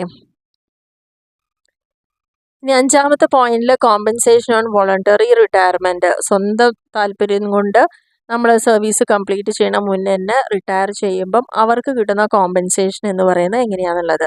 അതിൽ ഒരു എംപ്ലോയി എത്ര വർഷത്തെ സർവീസ് ചെയ്തിട്ടുണ്ടോ അതിന് 1 വർഷത്തെ സർവീസിന് അവർക്ക് 3 മന്ത്സ് സാലറിക്ക് തുല്യമായിട്ടുള്ള എമൗണ്ടാണ് കോമ്പൻസേഷനായിട്ട് കിട്ടുന്നത്. പിന്നെ പറയുന്നത് റിട്ടയർ ചെയ്യുന്ന സമയത്തുള്ള ആ സാലറി ഇൻറ്റു ഇനി എത്രയാണോ സർവീസിൽ ഇരിക്കുകയാണെങ്കിൽ പെൻഡിങ് വരുന്നത് അതുകൊണ്ട് ഇൻറ്റു ചെയ്യുന്നത്. മൂന്നാമത് എമൗണ്ട് ആക്ച്വലി റിസീവ് ചെയ്തിരിക്കുന്നത്. നാലാമത് 5 ലക്ഷം രൂപ. ഇതിലേതാണോ ഏറ്റവും കുറവ് അതിനായിരിക്കും നമുക്ക് എക്സംഷൻ കിട്ടുന്നത്. അപ്പോൾ 1 വർഷം സർവീസ് ചെയ്താൽ അവർക്ക് 3 മാസത്തെ സാലറിക്കുള്ള അർഹത ഉണ്ട്. അങ്ങനെ എത്ര വർഷം സർവീസ് ഉണ്ടോ ഇൻറ്റു 3 ആണ് അവിടെ ആദ്യത്തെ ക്രൈറ്റീരിയ. രണ്ടാമത്തത് എന്ന് പറയുമ്പം ഇനി VRS എടുത്തതിന് ശേഷം ഇനി ആക്ച്വൽ സർവീസ് പീരീഡിലേക്ക് ഇപ്പോൾ 58 വയസ്സാണ് പിരിയാനുള്ള പ്രായം. ഒരാൾ 50 വയസ്സ് തന്നെ പിരിയുകയാണെങ്കിൽ അവിടെ 8 വർഷത്തെയും കൂടി ഇനി പെൻഡിങ് ഉണ്ട് അല്ലേ. അപ്പോൾ രണ്ടാമത്തെ കാൽക്കുലേഷൻ എന്ന് പറയുന്നത് നമ്മുടെ റിട്ടയർ ചെയ്യുന്ന സമയത്തുള്ള സാലറി എന്താണോ അത് ഇൻറ്റു ഇനി പെൻഡിങ് ഉള്ള ആ വർഷങ്ങൾ ഇൻറ്റു 12 ചെയ്യാം. പിന്നെ ആക്ച്വലി എന്ത് എമൗണ്ട് ആണോ റിസീവ് ചെയ്ത് നോക്കുക, 5 ലാക്ക്. അപ്പോൾ ഇതിൽ ഏറ്റവും കുറവ് ഏതാണോ അതിനാണ് നമുക്ക് എക്സംഷൻ കിട്ടുക. അപ്പോൾ ഇതിൽ തന്നെ നമ്മുടെ സാലറി എന്ന് പറയുന്നത് എന്തിൻ്റെ നേരത്തെ പറഞ്ഞ പോലത്തുള്ള സെയിം കാര്യങ്ങളാണ്. അപ്പോൾ നമുക്ക് HRAയിലും ഗ്രാറ്റുവിറ്റി കവർ ചെയ്യാത്തതിലും പിന്നെ അതേപോലെ ഏൺഡ് ലീവ് സാലറിയിലും അതേപോലെ VRSൻ്റെ ഒക്കെ ട്രീറ്റ്മെൻറ്റ് സാലറി എന്ന് പറയുന്നത് ഈ 3 കാര്യങ്ങൾ വരുന്നതാണ്. ആൻഡ് ലാസ്റ്റ് പോയിന്റ് റിട്രെഞ്ച്മെൻറ്റ് കോമ്പൻസേഷൻ ആണ്. അതായത് കമ്പനിക്ക് സാമ്പത്തിക നഷ്ടം അല്ലെങ്കിൽ ഭാരം കാരണം മുന്നോട്ട് കൊണ്ടുപോകാൻ തടസ്സമുണ്ടാവുകയും അപ്പോൾ അതിൻ്റെ ഭാഗമായിട്ട് അവർ ബിസിനസ്സിനെ ഒന്ന് ഡൗൺ സൈസ് ചെയ്യുക, എംപ്ലോയീസിനെ പിരിച്ചുവിടുന്ന പോലുള്ള പ്രക്രിയകളിൽ ഏർപ്പെടുക, അങ്ങനെയൊക്കെ വരുമ്പം ഒരു എംപ്ലോയീനെ അവിടെ പിരിച്ചുവിടേണ്ടി വരുന്ന സമയത്ത് അവർക്ക് കൊടുക്കുന്ന കോമ്പൻസേഷനാണ് റിട്രെഞ്ച്മെൻറ്റ് എന്ന് പറയുന്നത്. അപ്പോൾ ഇങ്ങനെ ഒരു റിട്രെഞ്ച്മെൻറ്റ് കോമ്പൻസേഷൻ കിട്ടുമ്പോൾ നമ്മളിതിൽ ഏറ്റവും കുറവ് എമൗണ്ടാണ് നോക്കുന്നത് എക്സെപ്റ്റ് ചെയ്യാൻ വേണ്ടിയിട്ട്. ഒന്ന് എന്ത് എമൗണ്ടാണോ നമ്മൾ റിസീവ് ചെയ്തതെന്നുള്ളത് നോക്കുക. രണ്ടാമത്തത് എത്ര വർഷത്തെ സർവീസ് ഉണ്ടോ അതിൻ്റെ 15 ഡേയ്സ് ആവറേജ് പേ ആണ് പറയുന്നത്. 15 ഡേയ്സ് ആവറേജ് പേ, അതായത് 1 വർഷം സർവീസ് ചെയ്താൽ അവിടെ 15 ദിവസത്തെ ആവറേജ് പേന് അവർ അർഹരാണ്. പിന്നെ എമൗണ്ട് സ്പെസിഫൈ ചെയ്തിരിക്കുക, സെൻട്രൽ ഗവൺമെൻറ് സ്പെസിഫൈ ചെയ്ത എമൗണ്ട് 5 ലാക്ക്. അപ്പോൾ ഇതിൽ ഏതാണോ കുറവ് അതാണ് നമ്മൾ എക്സംഷൻ ആയിട്ട് എടുക്കുന്നത്. ബാലൻസ് എമൗണ്ട് അത് ടാക്സബിൾ ആയിരിക്കും. അങ്ങനെ ഇത്രയും കാര്യങ്ങളാണ് നമ്മൾ കൃത്യമായിട്ട് ഇൻകം ഫ്രം സാലറി എന്ന് പറയുന്ന ടോപ്പിക്കിൽ പ്രധാനമായിട്ടും നോക്കാനുള്ളത്. അപ്പോൾ ഇതിൽ എപ്പോഴും ചോദിക്കുന്ന കുറേ കാര്യങ്ങൾ എന്ന് പറയുന്നത് HRAയുടെ കാൽക്കുലേഷൻ ഇമ്പോർട്ടൻ്റ് ആണ്, റെൻറ്റ് ഫ്രീ അക്കോമഡേഷൻ ഇമ്പോർട്ടൻ്റ് ആണ്, കാറിൻ്റെ വാല്യുവേഷൻ പലപ്പോഴും ചോദിച്ചു കാണാറുണ്ട്, പിന്നെ പെൻഷനുമായി ബന്ധപ്പെട്ട ഗ്രാറ്റുവിറ്റി, പ്രൊവിഡൻറ്റ് ഫണ്ട്, ഇതെന്നൊക്കെയാണ് അധികവും ക്വസ്റ്റ്യൻസ് നമ്മൾ എക്സ്പെക്റ്റ് ചെയ്യേണ്ട ഒരു പോർഷൻ എന്ന് പറയുന്നത്. അപ്പോൾ ആ ഒരു കാര്യങ്ങളെ ഒന്നുകൂടി ഫോക്കസ് ചെയ്തിട്ട് നമ്മൾ പഠിക്കുകയാണെങ്കിൽ വളരെ എളുപ്പത്തിൽ തന്നെ നമുക്ക് ഈ ഒരു ഇൻകം ഫ്രം സാലറി എന്നുള്ള ഫുൾ മാർക്കും സ്കോർ ചെയ്യാവുന്നതാണ്. അപ്പോൾ ഈ കാര്യങ്ങൾ കൂടുതലായിട്ടൊന്ന് നോക്കുക. പിന്നെ അസസ്മെൻറ്റ് ഇയർ പുതിയതിൽ വന്നിരിക്കുന്ന ആ റേറ്റിൽ വരുന്ന വ്യത്യാസങ്ങളൊന്ന് നോക്കുക. 115 BAC വന്നതുകൊണ്ടുള്ള ആ ഒരു ചേഞ്ചസ് എന്തൊക്കെയാണുള്ളത് നോക്കുക. ഇത്ര മാത്രം നോക്കുകയാണെങ്കിൽ വളരെ ഈസി ആയിട്ട് തന്നെ ഈ ഒരു ചാപ്റ്ററിൽ നിന്ന് ഏതൊരു ക്വസ്റ്റ്യൻ വന്നാലും നമുക്ക് എളുപ്പത്തിൽ അറ്റൻഡ് ചെയ്യാൻ പറ്റുന്നതാണ്. അപ്പോൾ അതേപോലെ തന്നെ ചിലപ്പം ഈ ഒരു വീഡിയോ ആയിരിക്കും നിങ്ങൾ ആദ്യമായിട്ട് കാണുന്നതെങ്കിൽ ദയവ് ചെയ്തിട്ട് ഇതിന് മുന്നുള്ള വീഡിയോസ് കൂടി ഒന്ന് കാണാൻ ശ്രമിക്കുക. കാരണം ഇവിടെ നമ്മൾ കുറച്ചുകൂടി ഫാസ്റ്റിൽ തിയറി മാത്രം വേണ്ടവർക്ക് വേണ്ടി എടുത്തിരിക്കുന്ന ഒരു ക്ലാസ്സാണ്. അപ്പോൾ അതുകൊണ്ട് അത്രത്തോളം ഡീറ്റെയിൽ ആയിട്ട് നമ്മൾ ഓരോ കാര്യങ്ങളിലേക്കും പോയിട്ടില്ല. അപ്പോൾ ഡീറ്റെയിൽഡ് ആയിട്ടുള്ള ക്ലാസ്സുകൾ വേണമെന്നുള്ള ആളുകൾ മുന്നത്തെ വീഡിയോസ്, കാരണം ഓരോ വീഡിയോയിലും ഓരോ പെർട്ടിക്കുലർ പോയിൻ്റായിട്ട് നമ്മൾ എക്സ്പ്ലെയിൻ ചെയ്യുന്നുണ്ട്. ഇത് എന്നോടൊപ്പം തന്നെ വീഡിയോ വാച്ച് ചെയ്ത് വരുന്ന ആളുകൾക്കായിരിക്കും കുറച്ചും കൂടി ബെറ്റർ ആയിട്ട് തോന്നുന്നുണ്ടാവുക. കാരണം അവർക്ക് ഇത് പെട്ടെന്ന് ക്യാച്ച് ചെയ്യാൻ പറ്റുന്നുണ്ടാവും. കണ്ടിന്യൂസ് ആയിട്ട് ഇത് കേൾക്കുന്നതുകൊണ്ട് അവർക്ക് കുറച്ചുകൂടി ഈസി ആയിരിക്കും. പുതിയൊരാൾക്കാണ് ഇത് കാണുന്നതെങ്കിൽ അവർ ദയവ് ചെയ്തിട്ട് മുന്നത്തെ വീഡിയോസ് ഒന്ന് ഫോളോ ചെയ്യുമ്പോൾ മാത്രമാണ് അവർക്ക് കുറച്ചുകൂടി ഇത് ഈസി ആയിട്ട് മാറുക. അപ്പോൾ എന്നും പറയാറുള്ള പോലെ ഇത് നിങ്ങൾക്ക് ഇൻകം ഫ്രം സാലറി എന്ന് പറയുന്ന ആ ഒരു ടോപ്പിക്കിലത്തെ തിയറി പോർഷൻസ് മാത്രമായിട്ടാണ് ഈ ഒരു വീഡിയോ ചെയ്തിരിക്കുന്നത്. അപ്പോൾ ഇതും നിങ്ങൾക്ക് എക്സാം ടൈമിലൊക്കെ ഒന്ന് ഓടിച്ച് പഠിക്കണമെങ്കിൽ വളരെ ഹെൽപ്പായിരിക്കും. അപ്പോൾ ഈ ഒരു ക്ലാസ് നിങ്ങൾക്ക് ഉപകാരപ്രദമാണെന്ന് തോന്നുകയാണെങ്കിൽ തീർച്ചയായിട്ടും ലൈക്ക് ചെയ്യാനും ഷെയർ ചെയ്യാനും കമൻറ്റ് ചെയ്യാനും ഒന്നും മറക്കരുത്. നിങ്ങളുടെ ഫ്രണ്ട്സിലേക്കൊക്കെ ഒന്ന് മാക്സിമം ഷെയർ ചെയ്ത് കൊടുക്കുക, സപ്പോർട്ട് ചെയ്യുക. സബ്സ്ക്രൈബ് ചെയ്യാതെ കാണുന്നവരുണ്ടെങ്കിൽ തീർച്ചയായിട്ടും ഒന്ന് ചാനൽ സബ്സ്ക്രൈബ് ചെയ്യുക. അപ്പം നമ്മളിടുന്ന വീഡിയോസ് ആ ഒരു ടൈമിൽ തന്നെ നിങ്ങൾക്കത് അവൈലബിൾ ആവും. ആ ഒരു ബെൽ ബട്ടൺ കൂടി പ്രസ് ചെയ്യുകയാണെങ്കിൽ ആ സെയിം ടൈമിൽ തന്നെ നിങ്ങൾക്കത് അതിൻ്റെ നോട്ടിഫിക്കേഷൻ കിട്ടുന്നതായിരിക്കും. Okay, thank